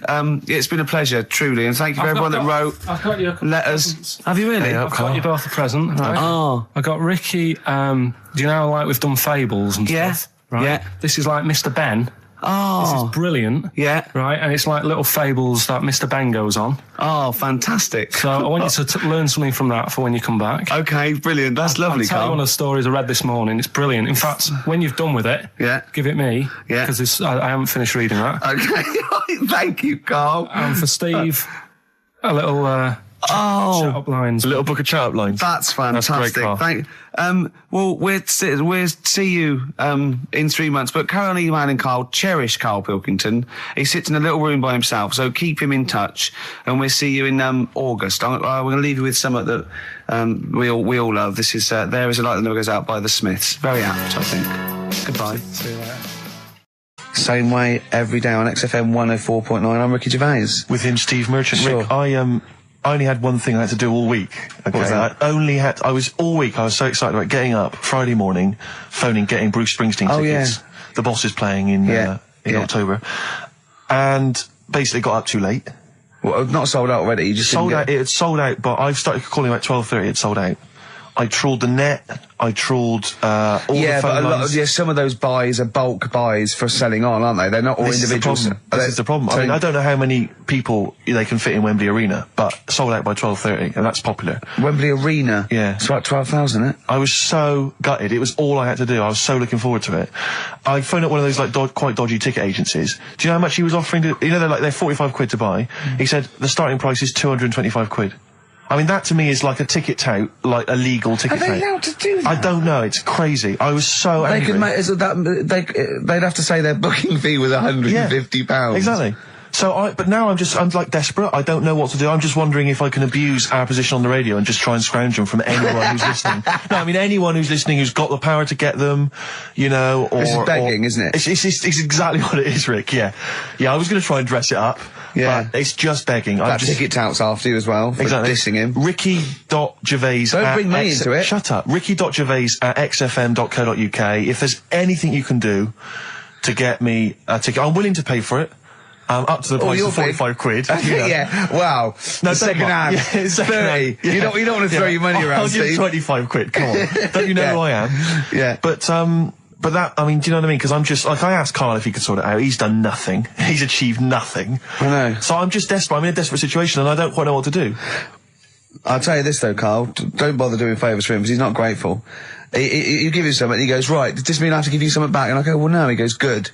Well, I got you Cure tickets and you did nothing but it was whinge about rubbish, it. that gig. There you go. It was rubbish. I went along to that gig. It was a balmy summer's night. The Cure, as far as I'm concerned, owe me a balmy summer's night because I wasted it. Hour and a half they played for. They played 4 hits. I don't want to hear their dirge from like some dodgy album from like 1984. I'm not interested. Play the hits. Boys Don't Cry, Love Cats, blah, blah, blah, blah, blah. Instead, I got nothing. I was so angry. I was just, oh man, You were probably angry at Carl, weren't you? I was angry at Carl for wasting my time getting me the tickets for free. Do you know what I mean, if Carl? I paid for it, Are you getting to see what sort of a bloke Steve Merchant is? Doves, Caught by the River on XFM 104.9. I'm Ricky Gervais, Steve Merchant, hello, Karl Pilkington and everything. No, I'm going to be honest with you. Go on. A little bit hungover, don't feel very well. Yeah. I don't know if I'm hungover or still a bit drunk, but I don't feel... You sound like you're still a bit drunk. Yeah, so what I'm worried about... You do every week, so... But what I'm worried about is that the standard will slip. Yeah, sure. if I'm not right on the ball. And the other thing is I haven't had a lot of time to prepare the show today. Okay. So I don't feel, 100%. Yeah, I haven't done the Carl. Right. Look. Have you finished that sentence? I don't make me laugh because it hurts as well. And there's the other side effect to me being a little bit hungover or drunk or whatever, right, is that I can be annoying. Right, yes. Because just to amuse myself, I sort of like turn my body off a little bit and just poke and like that and annoy people and that. I want to sort of like... Well, you do the physical equivalent of freewheeling. Don't you? You just I sort of want to climb on Carl and go to sleep on him. Yes. Do you know what I mean? Yes. They both annoy him and it'd be comfortable. Yes. Which is... can be annoying. Just a little thing just to make this show a bit easier. If you'd put your hand up when you want one of us to speak, because I'm not quite sure when the sentences are finished. The hands are up. Okay, good. So, the hands are up. Okay. Okay. Good, alright. Okay. Are you gonna just keep them up the rest of the show, or? No, Carl, do what you... Huh? Good, alright. Do you want to, is there an excuse as to why you're a bit hungover? Too much wine. Okay. Last night, yeah. Yeah, good. Thanks for that. Because this is the only work you've got to do all week, isn't it? Unless I'm very much mistaken. You don't have to do anything. You just sit at home eating cheese. Yeah. Then occasionally you do a bit of sort of shadow boxing. and that's exercise. And then you sit and watch TV. Yeah. Is that roughly what you did this week? Yeah. So this is the only 2 hours you had to do anything for all week. This is you had to prepare for this. Yeah, but who can plan a hangover? Right. You know, you'd think, Carl, you said you had some stuff. Yeah. What have you got? Can't I love the fact that, whereas I was a little bit slow, Carl there leapt into action to keep this show afloat, keep the pace up. Go on. Right, well, Carl, are you hungover as well, or?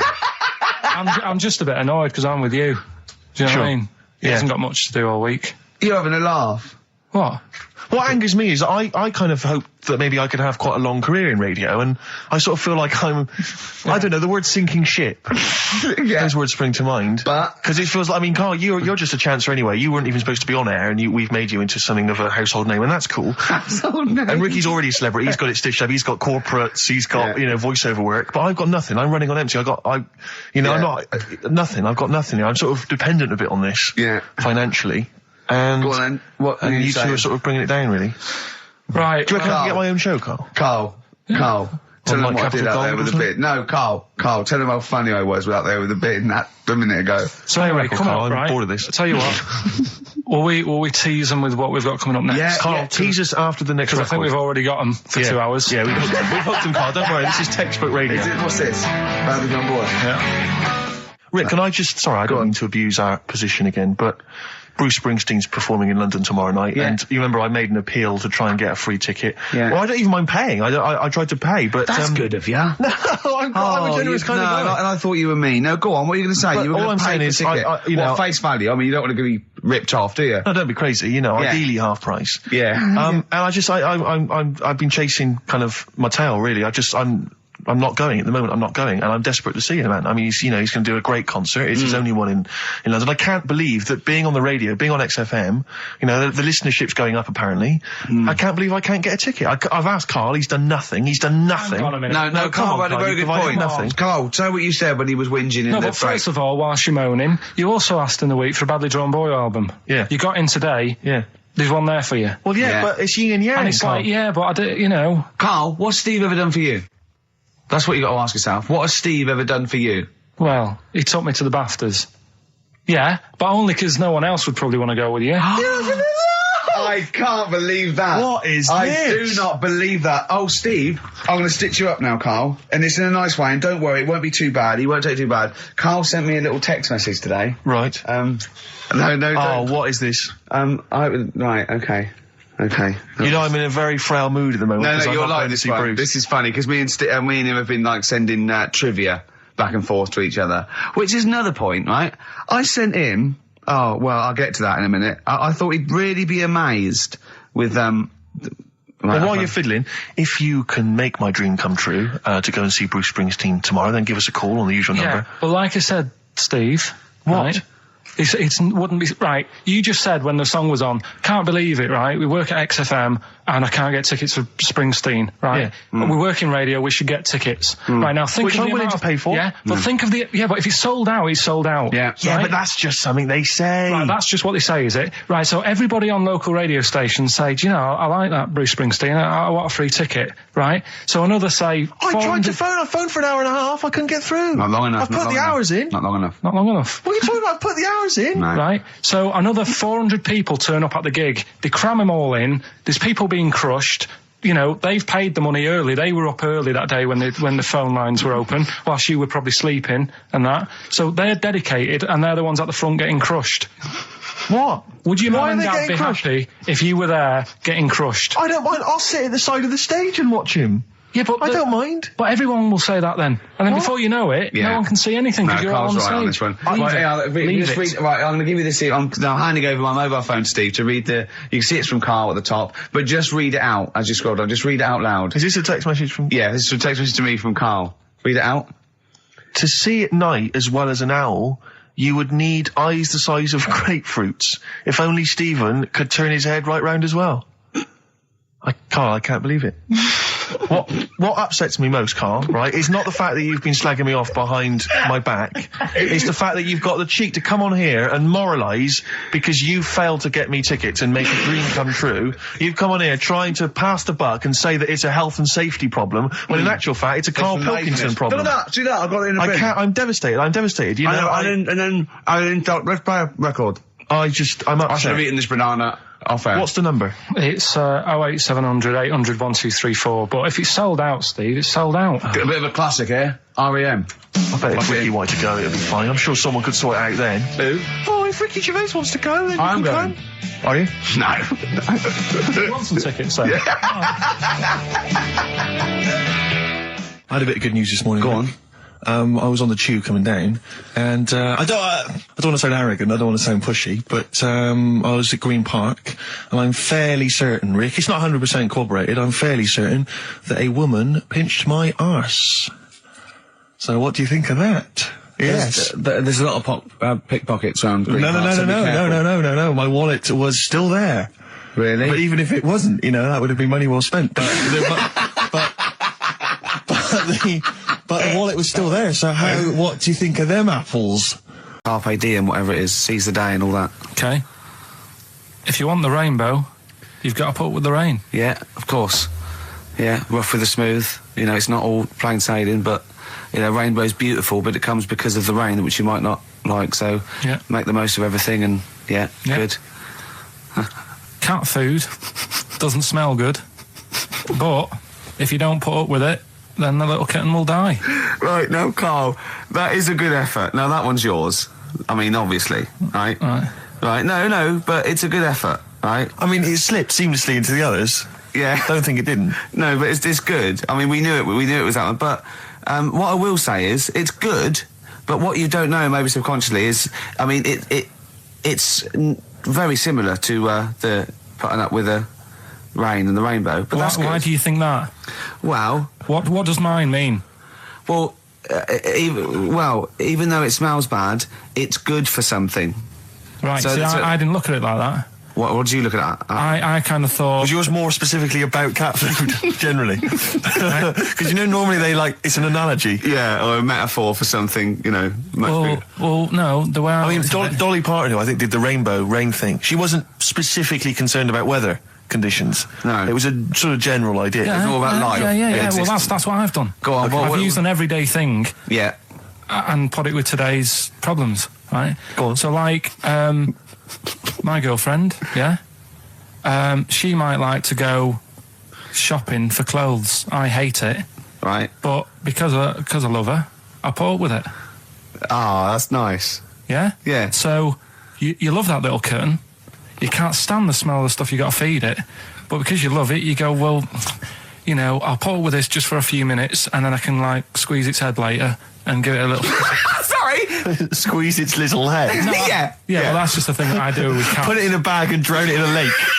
I can feed it and then I can throw it against the wall. Exactly. So you didn't see it like that, did you? No, that's very good. So it's about love, is it? It's about putting up with the bad things for something you love. Yeah. Well, that's nice. But Carl, you seem now to be convinced and rather smug that you've tricked us and that you've fooled us and that we didn't understand it. Well, I say that's your fault, not ours.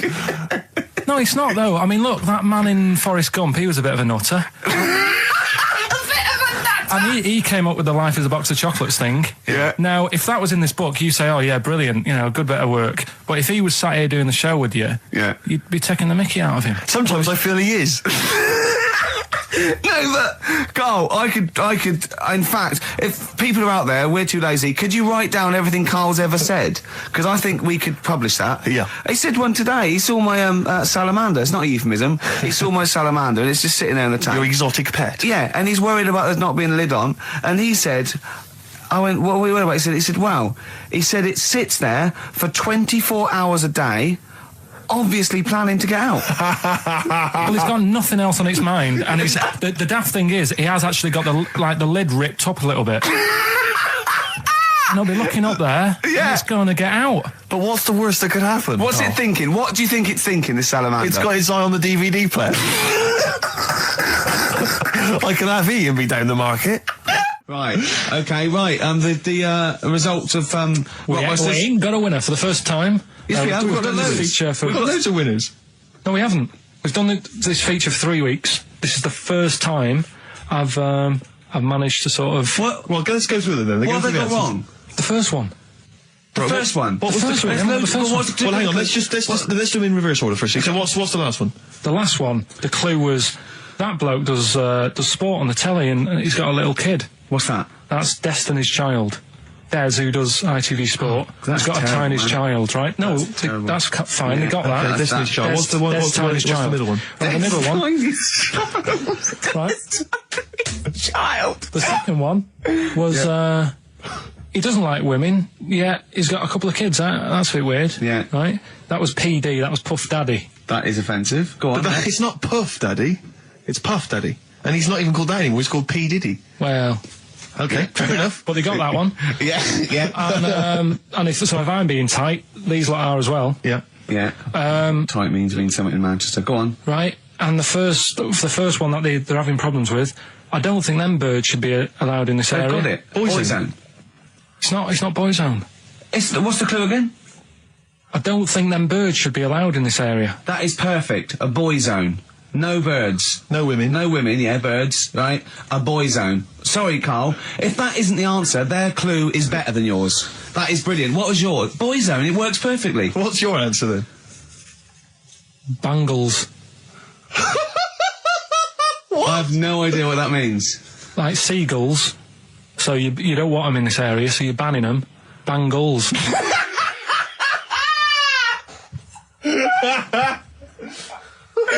Oh! Well, give it to Boyzone, because Boyzone's better. Don't use birds being loud in this area, it's a Boyzone. I think we should have a rollover.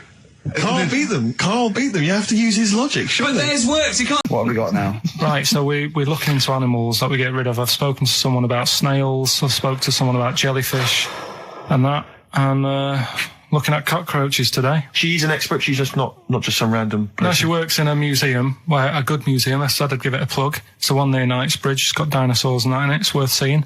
Natural History Museum. Yeah. So, It's not sure. He's not sure. this is what happened.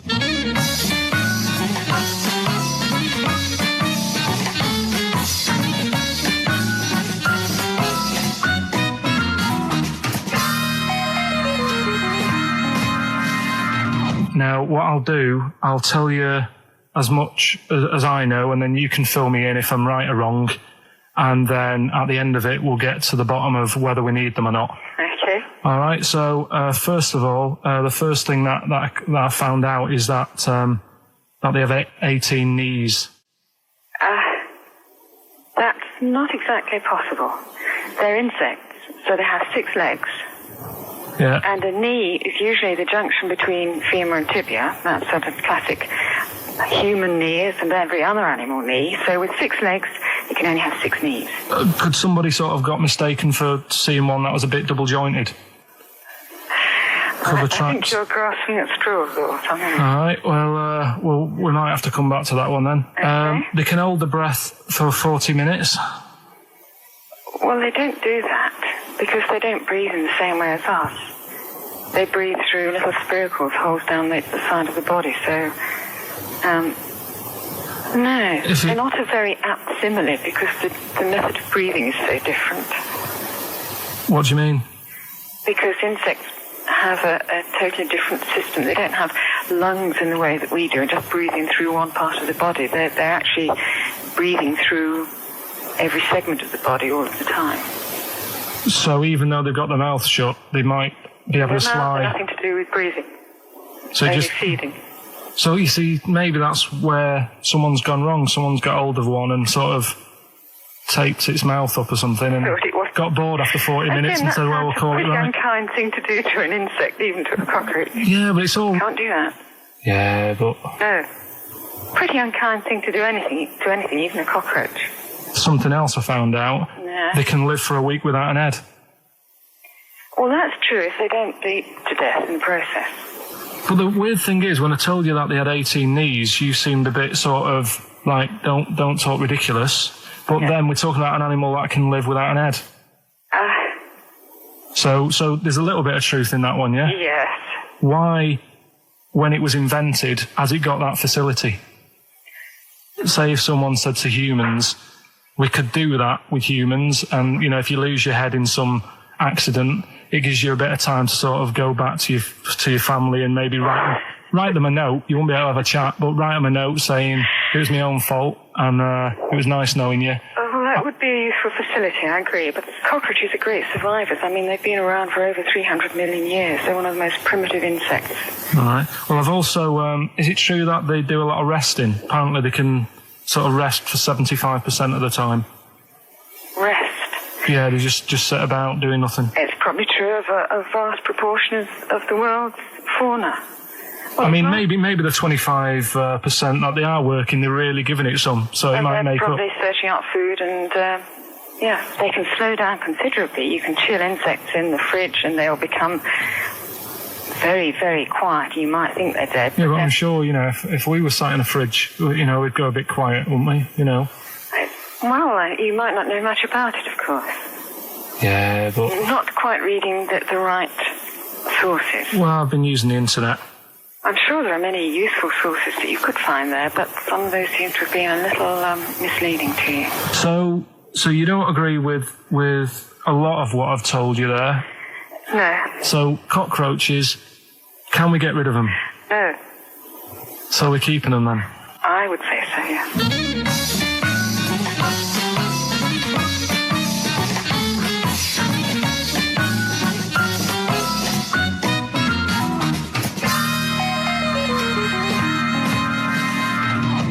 I think we should get her on more often because she sounds like she'd be a bit of an ally, really. Because she knew immediately that you were talking nonsense. She even said, I think you should be more concerned about your sources, which I've been trying to tell you for a year, right? The fact, I mean 18 knees, where did you get that from? It was on the internet. They can hold their breath for 40 minutes. I mean, I don't know what you read and take on. He's got it now. Go on. This fella goes to the doctors, Yeah. right? Oh, right, okay. Right, if this is in any way apocryphal, stupid, illogical, impossible, right, you are never, ever speaking again on radio. So make sure this is at least possible. I'll tell you what, I'll even give you improbable but possible. So if anything that breaks the laws of the universe or logic, okay, that's all you have to avoid. On you go. Right, so this fella, right, he goes to the doctors because he's got earache. Right. Okay, if a chimp's living in his brain... that he go on. So he's got earache, he's sat in the waiting room and his ear's all bunged up and it's hurting a lot and what have you. So the doctor comes out and he goes, right, and because his ear's all bunged up, he doesn't hear it that well, right? So he thinks it must have been me, right? So he wanders in. Keep going. Anyway, I'm going to hate this. I can just feel it in my bones. Steve, I'm going to let you take over. Okay, Let's hear it. So the doctor says, sit yourself down there, right? So he sits himself down and goes, right, take your pants off, right? So he's thinking, that's a bit odd. Anyway, he heard that, though. He apparently he took his tackle off. The doctor, did some operation. What, there in the waiting room? No, in his office. In his office, yeah. What? Wait, so he removed what? His genitals? Yeah. In his office. Why, Carl? Because he hadn't called him in. Oh, he'd called in the bloke who wanted his testicles taken off, and he didn't do it. What? So the doctor went out and said, Mr. Jones, who's here to whip off your cock and balls, just here and now, right? Bloke comes in, didn't it? It must have been me. So the bloke who wanted his balls taken off didn't say, oh, I think he said me. So he didn't interrupt then. So the bloke goes in, he starts taking his testicles off, and he doesn't say, I'm here for me ears. What are you doing with that? That is a blinding record. And before that, Rick, what do you make of those adverts? They were great, weren't they? I like them, yeah. I'm going to buy all them products on the way home. And that's endorsed by Ricky Gervais. He's won awards. Yeah. Rick, do you remember this? This was a hilarious moment. No, you'll remember this when you hear it. It was when Karl said something that was basic. Well, I think for a lot of people it sounded like a lot of old bollocks. Carl's found love on the street before, haven't you? How's it going with your bird, Karl? Are you married? No. How long have you been out with her? Going out with her? 7 years. Because, I mean, you're quite a simple man. Yeah. You're sort of a simple in a nice way. I mean, you're like Helen sense. from Big Brother. Yeah, you're sort of nice enough, but I look normal. well, yeah, you sort of do. But you could be one of those that just suddenly go mental with a pen. Yeah, Do you know just what I mean? stab people through the eyes. Yeah, yeah, you sort of look normal. But if I wouldn't really want to wind you up to a point of frenzy. How did you meet your girlfriend? Through work. What, through her work? What, you phoned up and said We worked at the same place. Oh, you're right. You're quite an enigma, aren't you? Could you give us more on that? At work, you met her at work. What, she came in selling sandwiches? She was going through the bins outside. What do you mean you met her Why at are you work? having an attack on me? You're the not one having an who's attack sad and lonely. Oh, he's done you again. He's done you Yeah, but what I thought was interesting was I just scratched at him and he just went mental. Yeah, no, It's like a but bear caught in a trap. It's funny, isn't it? You'll never learn. Carl. No, I was just interested to find out what the story was, because it might be a really romantic story. Well, it's not. All right, jeez. I love the fact he doesn't want to talk about his love affair. I was thinking about you in the week, and like, does it worry you? I mean, you sort of joke about it now, and we're talking about it in the office, you know, like, oh, is Steve really touchy about the way he looks? And Oh, what's this? Where's that come from? He's done it again. He's done you again. I was walking home the other night, and I was thinking about it. And do you worry that when you're old, you will be on your own? You did start it though, didn't you? Well, Carl, I'm glad you brought this up. because I mean, for me, you know, a lightweight, frothy entertainment show on XFM on a Saturday afternoon is exactly the place where I want to discuss the desperate, lonely future that's inevitably coming my way. Oh God! I'll tell you what will cheer you up and forget all that. A bit of improv. Your time off at school. Why did you have time off? Because it was windy. Were you windy, or was it windy outside? No, it was like when Your auntie wasn't out the window, was she? when the winds were bad in the 70s, and my mum said, "Oh, What? What? I remember space operas and flares. I don't remember the winds being bad in the 70s. well, my mum just said you might get blown into the road, so don't do that." She had so much faith in you, didn't she? As a human being. Is that why she got fired from the pie shop? I'm not coming in today. I might get blown into the road. Oh God! The funny thing it was, right, Steve? They had this thing going at school because a lot of people used to wag it back then. Used to what? Wag it, sort of not go in, Right. right? And they sort of tried to make it interesting for you by giving you An education. a certificate if you did a full week. Reward for the rest of your life with achievement. That sort of carrot. And also, like, let you go home at 3 o'clock on a Friday, Right. If you'd done a full week and that. Yeah. So it was lovely weather all week. Then it just sort of changed on a Friday, and I got up and it was all windy. It's My always mum windy said, for Friday on 7, isn't it? don't, you know, if you don't go in because, you know, you might get blown into the road and that. So I said, all right, then I'll stay off. And So why did she told you to hold on to a fence or walk you there? What's this? Don't go out. Immediately give up. I love this getting blown into the road. Is that based on your cats that kept getting blown into the road? well, so I got to school on the Monday, right? And the teacher said, Took you a right, long time. today, to punish you, you're the only one who wrecked the whole week, right? Everyone else came in, you didn't. So everyone else is going home at 3 o'clock today, but you're not. Brilliant. Serves you right. And I wasn't bothered though. It was great because I said, well, you'll have to stay with me, won't you? And it was great. So all I did for half an hour was doodle and stuff. It was great that afternoon. yeah. And that was ages ago. That was like when I was about 8. And that's one of the times I was off ill. Yeah. So it was, But that wasn't even ill. That was wind. Yeah. Yeah. So Yeah.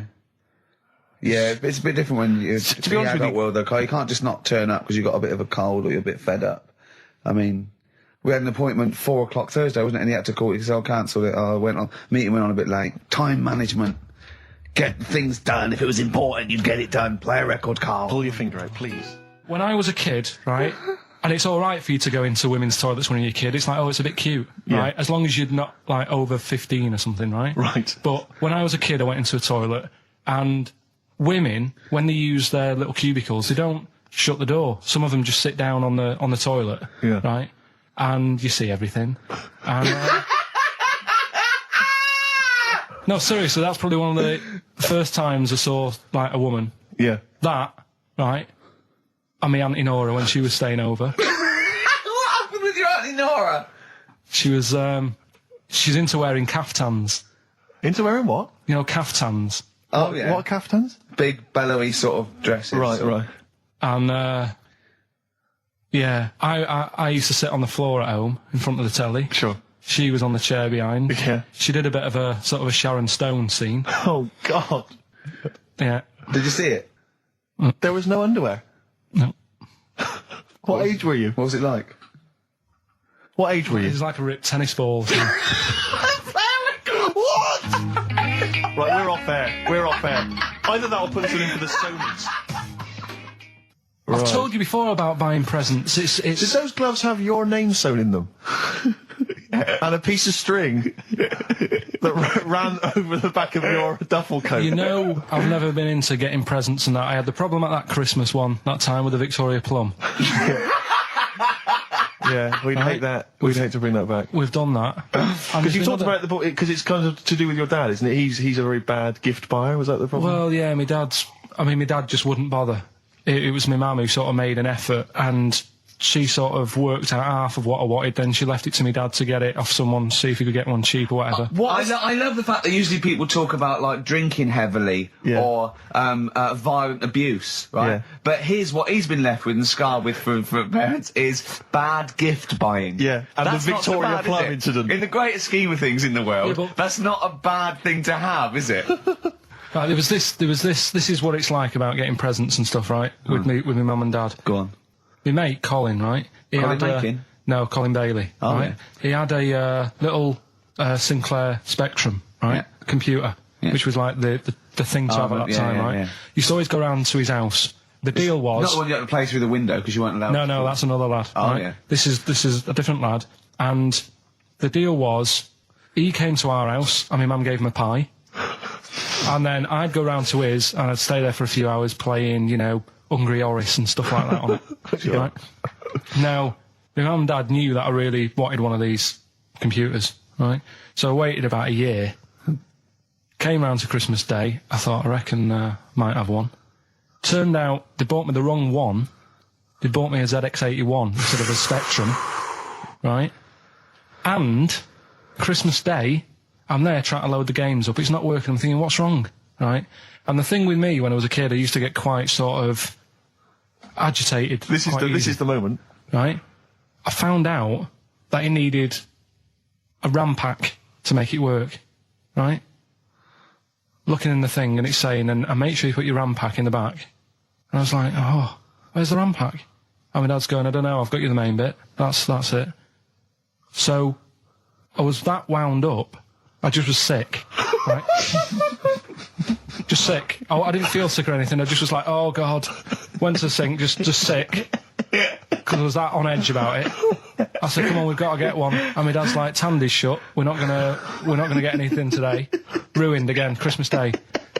That was after the year when my train set got blown up by our kid. The following year, no RAM pack. And now you ask me why don't I get good presents? He's scarred. He just I'm gonna die. Honestly, I'm gonna die. He's just being sick. Yeah. There's no RAM pack. Did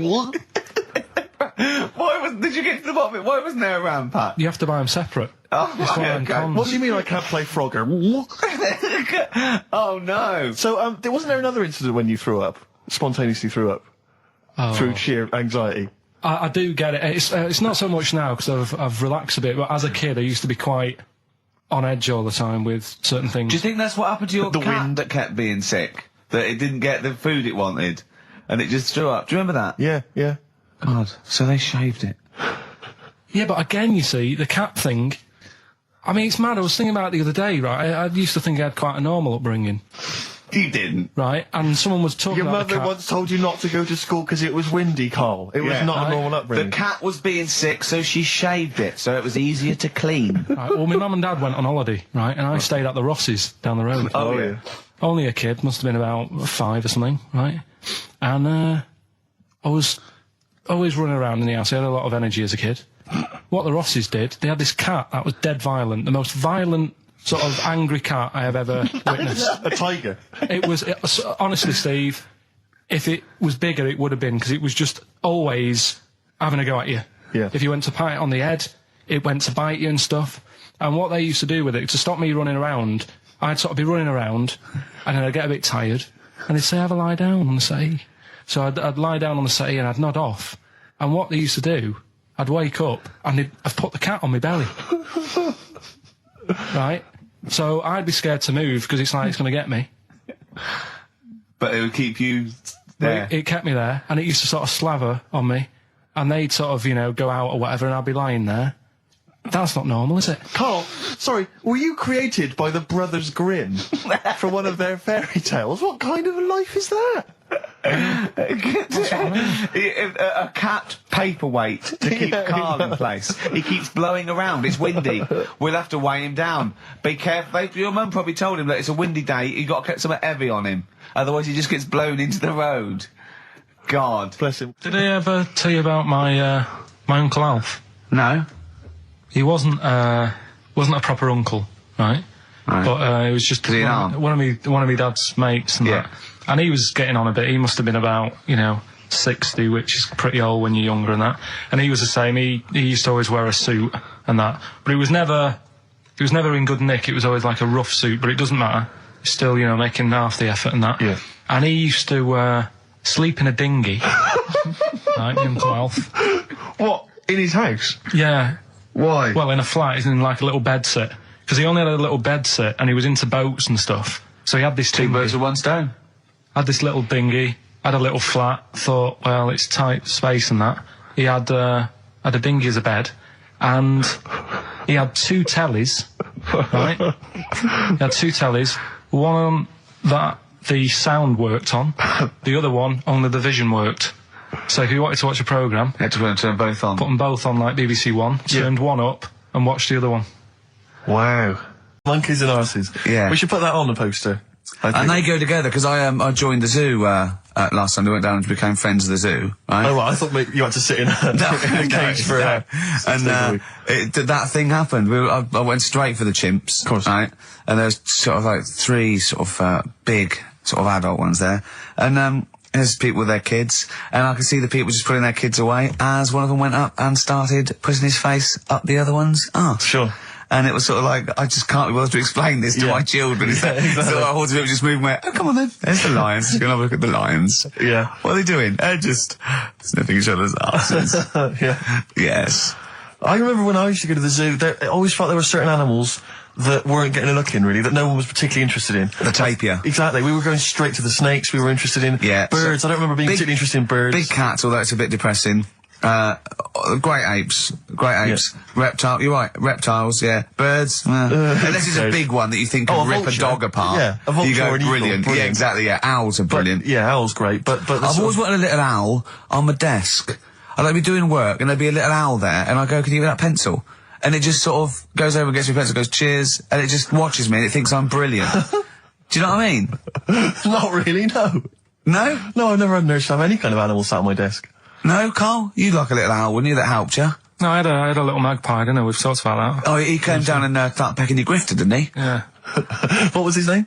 Maggie. Sure. Brilliant. Inspired. And you took it to school and it didn't come back once, Didn't come back. Didn't see it again. Oh, dear. Did it ever peck your head? Because you used to have hair, didn't you? Mm. Yeah. No, it did. It started getting a bit violent. Really? Yeah. Was it becoming sort of age when it's probably sexual frustration sort, because I think magpies go for shiny objects, don't they? And you were probably sort of probably losing it a little bit then in the front, and so when the sun was out, there's a bit of a sheen on the front. They saw glare and thought, I'll have that. Yeah. What is that? That's brilliant. Yeah. Or as it was sort of pecking away, it mistook it for a tree. Yeah, because of the noise. Because of the noise. Yeah, the hollow sound. I squeezed his head yesterday. We should just point out, if you're a new listener to XFM, you might not realise that one of Ricky's many sexual peccadillos, I'm assuming it's a sexual thing, I can't justify it any other way, is to just squeeze Carl's head. Yeah. Front-wise, sidewise. I don't know what it is. I don't know if it's sexual, like when you've got a little kitten, you want to squeeze his little face. Do you know what I mean? Do you know what I mean by that, Carl? Yeah, I said that before, squeeze a little head. Yeah, exactly, and I feel that with you, because it's sort of like, he gives so much. Look at Carl's face, he gives so much. It is like he can understand what we're saying. Yeah. And that's what the connection is, I think, between me and Carl and other animals. It's like he can understand what we're saying. But I squeezed it yesterday, and Carl went, I definitely had something crack. Yeah. Because I'm trying to see how hard I can squeeze it. Yeah, I think that was you just thinking, Carl. To be fair. I think the cogs just started to... No, I mean, I think there is a danger, because I think there is a danger that you could squeeze it too much. Yeah, I know. He did a good deed today, the other day, didn't you? Was it? Yeah. What were you up to? You were just, you were talking about, like, being hassled in the street and stuff. And, I get hassled a lot by the homeless. Don't we all? You should go home to sleep. Yeah. So, I'm here, mate. But no, I do treat them a lot. You treat them. I love that. You had a good day? Yeah. You've been good? Yeah. There you go. That's 50p. Suzanne does the Save the Children thing. You were talking about, charities hassling you all the time. She does that. And I sort of say, well, you do that. I'll look after You'll take care of the homeless. I'll take care of the odd tramp around where I live. And how do you treat them? Loads of different ways. 50p I might give them. Yeah. Or I might, they'll sort of say, have you got any money? I'll say, what for? And they'll go, I'm really thirsty. So I'll go, well, hang on a minute. And I nip and get them a little Diet Coke. Sure, Diet Coke. Yeah, they want to watch their weight. Yeah. They're going full fat. Oh, what an insult. Yeah, exactly. To a man like me. Yeah. I'd rather treat them than... Because a lot of people spend money on, problems abroad and stuff. Right. Oh, I just think, Yeah, famine I'm relief. just saying. Oh, God. Like what? What do you mean? Like famine relief? Well, you do get sick of it, don't you? You know what I mean? It's that... You get sick of No, it. I'm just saying. Wait. Go No, on. I'm just... I know. Just let whatever you do now, Steve. Don't interrupt because I'm scared, but I just think it's worth it. There's so many issues there. There's freedom of speech. Yeah. There's we're not responsible. Yeah. There's he'll get away with it because he's a buffoon. Yes. And it is entertaining. Exactly. So go So on. what's Carl. All I'm saying is you're saying, who do I give me money to? Is it little, sick kids or whatever, or is it old people or whatever? HMV. That's what gives his money to. Particularly, they get a lot of it, yeah. Yeah. And for me, I just get sick of, problems abroad. It's like, what do you do? What do you do with famine and that? What are you meant to do? How can you solve it? It's gone on for years. Yeah. And it just keeps going. We keep giving them money. They keep spending it. And you're not getting any return for your cash. Well, it's just how many times, they've got to learn. What do you mean they've got to learn? What, you're going to teach them a lesson? What do you mean they've got to learn? What do you mean? Well, what are they doing with it? Yeah, they must have like better interest accounts or something where, look after, put the money in the right things. Sorry, do you think that Bob Geldof sort of writes him a cheque?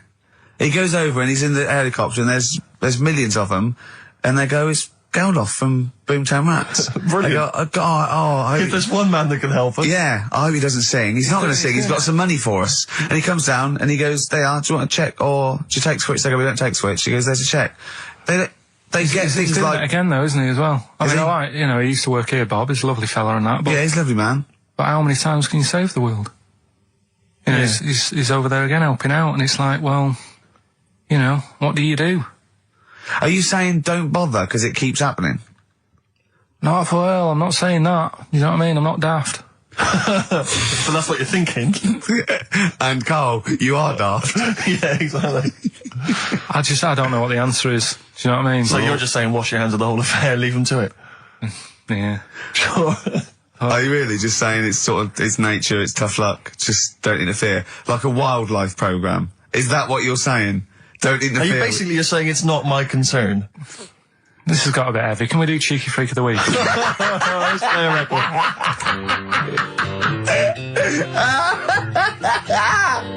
Oh, God! My Hey Hey out of the blue from the album Rust Never Sleeps by Neil Young. Such a brilliant song. Oh, he's a great musician. He's amazing. Yeah. He's incredible. I think we're playing Neil Young track a week Okay. from now until Christmas. Brilliant. Okay. Alright? Excellent. On XFM 104.9, I'm Ricky Radio with Steve Merchant and Karl Pilkington. We were talking about the homeless. I saw a homeless guy in the week as I was walking down Finchley Road, and he was peering in the window of one of the Dixons or something like that, just checking out the details on one of those cable TV packages. And I thought, one step at a time. I mean, firstly, I don't know, start eating your dinner off a plate. Yeah. And then work your way up to, a house, a home, a widescreen TV, A roof. digital television.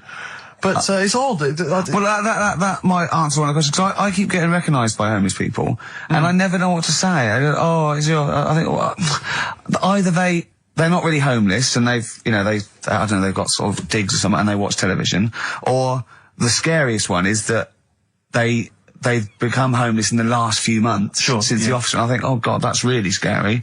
Or they are watching it in Dixon's. They're going, the office is on tonight. Yeah. What are you doing? Yeah. Going down to Dixon's. Or they think you're one of them. Or that, well, I have. 'Cause I mean, the way you Well, dress. no, some that are probably not quite, got their faculties, so maybe a little bit worse for wear, think they recognise me. and they whole scenarios where they're going, remember we were chatting, I was going, yeah, how are you? And it's just they recognise someone. Right, yeah. But that's a bit weird. But I mean, I think that's the worst thing. On a serious note, it is outside health. Well, we're talking about charity, and I don't know, I sort of, got this standard where I've been sort of like caught in the street. But the ones that I'd choose, I'd always think, charity is what touches you. You can't change the world, but you can change your bit. So cancer, obviously, because I'm so I give to cancer. And I think outside health, the next one must be being homeless, because there's nothing you can do. It's got everything. You're scared, you're cold. It's just everything. Even if you're healthy and homeless, eventually you're not going to be. Well, I do feel bad because, I always feel that I want to give to the health charities, like cancer, for instance, because there's that fear that I might get it. Well, yeah, it's not just that. It's just like, if you're not healthy, that's the first thing, isn't it? If your life's being threatened, there's nothing else you can really worry about. Yeah. But, I don't know if that makes it wrong, though, that it's like I'm investing in a possible future. Yeah. Well, not really, because it's the same for everyone, isn't it? But, Yeah. I saw a homeless guy as well, looking through the bins, but he wasn't pulling out food and scraps, he was pulling out newspapers. Just having a read. Yeah. I always found that odd. I see that a lot, homeless guys. I don't know if they're just checking out the TV listings. When he finally gets his When's The Office cable. on? Yeah. Yeah, The Office, they've moved it. They've moved it to Choice and UK Gold. I don't blame him, because, there is some cracking stuff on cable TV. There's great stuff. I was flipping through the other day, and on digital TV, you can see what other shows are on while you're watching something. I was flipping through, and there was one, and it was called, now, when are you ever in the mood to watch a TV show called I Survived a 200-pound tumour? When was that on? Because it seems to me that if you've got a 200-pound tumour, you probably want to watch something else that'll take your mind off it, Big Brother or whatever. I'm not £200. Well, I can't imagine what this is. A £200 tumour. It must have been an error. £200 tumour? It must have been a £200 tuna. It was probably someone fell in the water. Yeah. And it came I at him. survived a £200 tuna. Yeah, and it was just a spelling mistake. Sure. A £200 tumour. Isn't that like kind of having That's Mr. another T person. That is another person. person. Maybe, oh my God, maybe it was all his life they told him it was a Siamese twin. But someone had just painted a little face on it when he was at school. Just drawn a little face Exactly, on it. yeah, and they go, it's not your twin brother. He goes, isn't it? He goes, no, it's a tumour. We better take it off. It's £200. £200. That can't be right. You sure it wasn't £20 tumour? I'm assuming that's what it probably would have been. But it was certainly £200 on the digital thing. Maybe that's a mistake. That's great, isn't it? They're trying to make it more interesting. Yeah. Listen to someone at Carl got there. £20 tumour. Let's make it 200. At least they're watch. Exactly.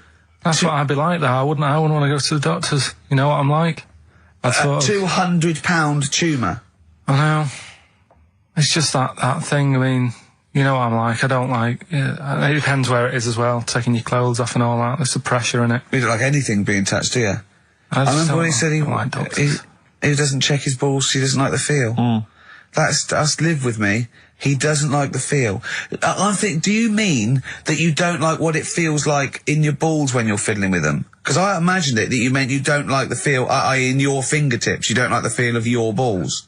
It's the thing of, you start thinking about what you're actually touching, and there's something in there, and you might break them and all that. I don't like Break them? They are delicate. I am scared with the little knobbly bits, yeah. What knobbly bits?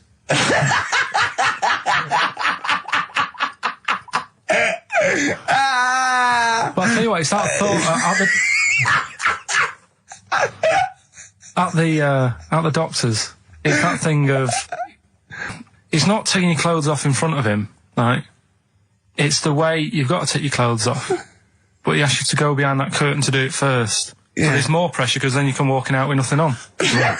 So it's like, why have you asked me to go behind there? Yeah. Rather than if I just sat there having a chat and he's going, how have you been? It's like, all right, and just taking the pants off. Yeah, And then exactly, yeah. It's the pressure what was it, don't take your clothes off, and you came out and he lit a candle, and there was some soft music on. The lights were down. Nice.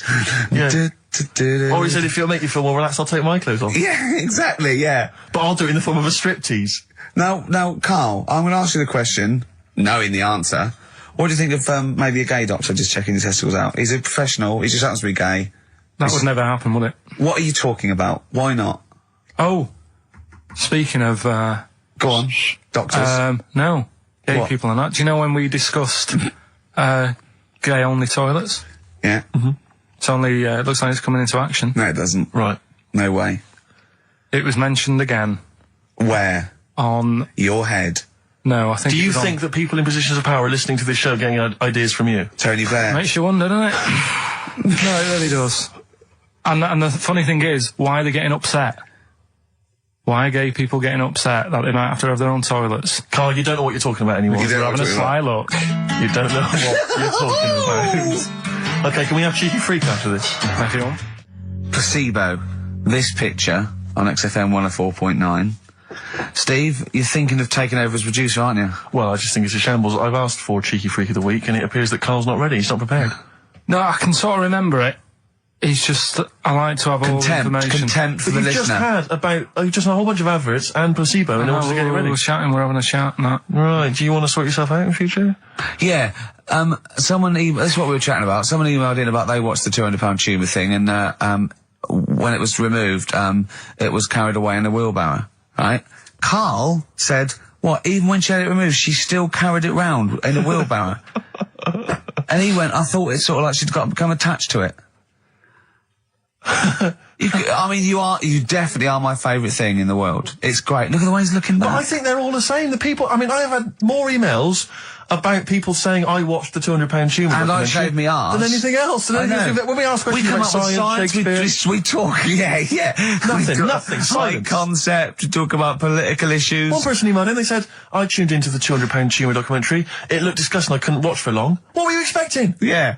That it might sing and dance? Do a little show for you? Anyway, these are really your listeners, Karl. Now, I think do you know what I mean? You sort of, you find your niche, you attract your, I think me and Steve are pretty much just here. I think the people that we had in the early days, Rick, they've long since abandoned us. They jumped ship. They've got jobs. Yeah. They've got jobs. They're out now. They've been released. Exactly. Yeah, they're getting their life back together. Carl, Come on.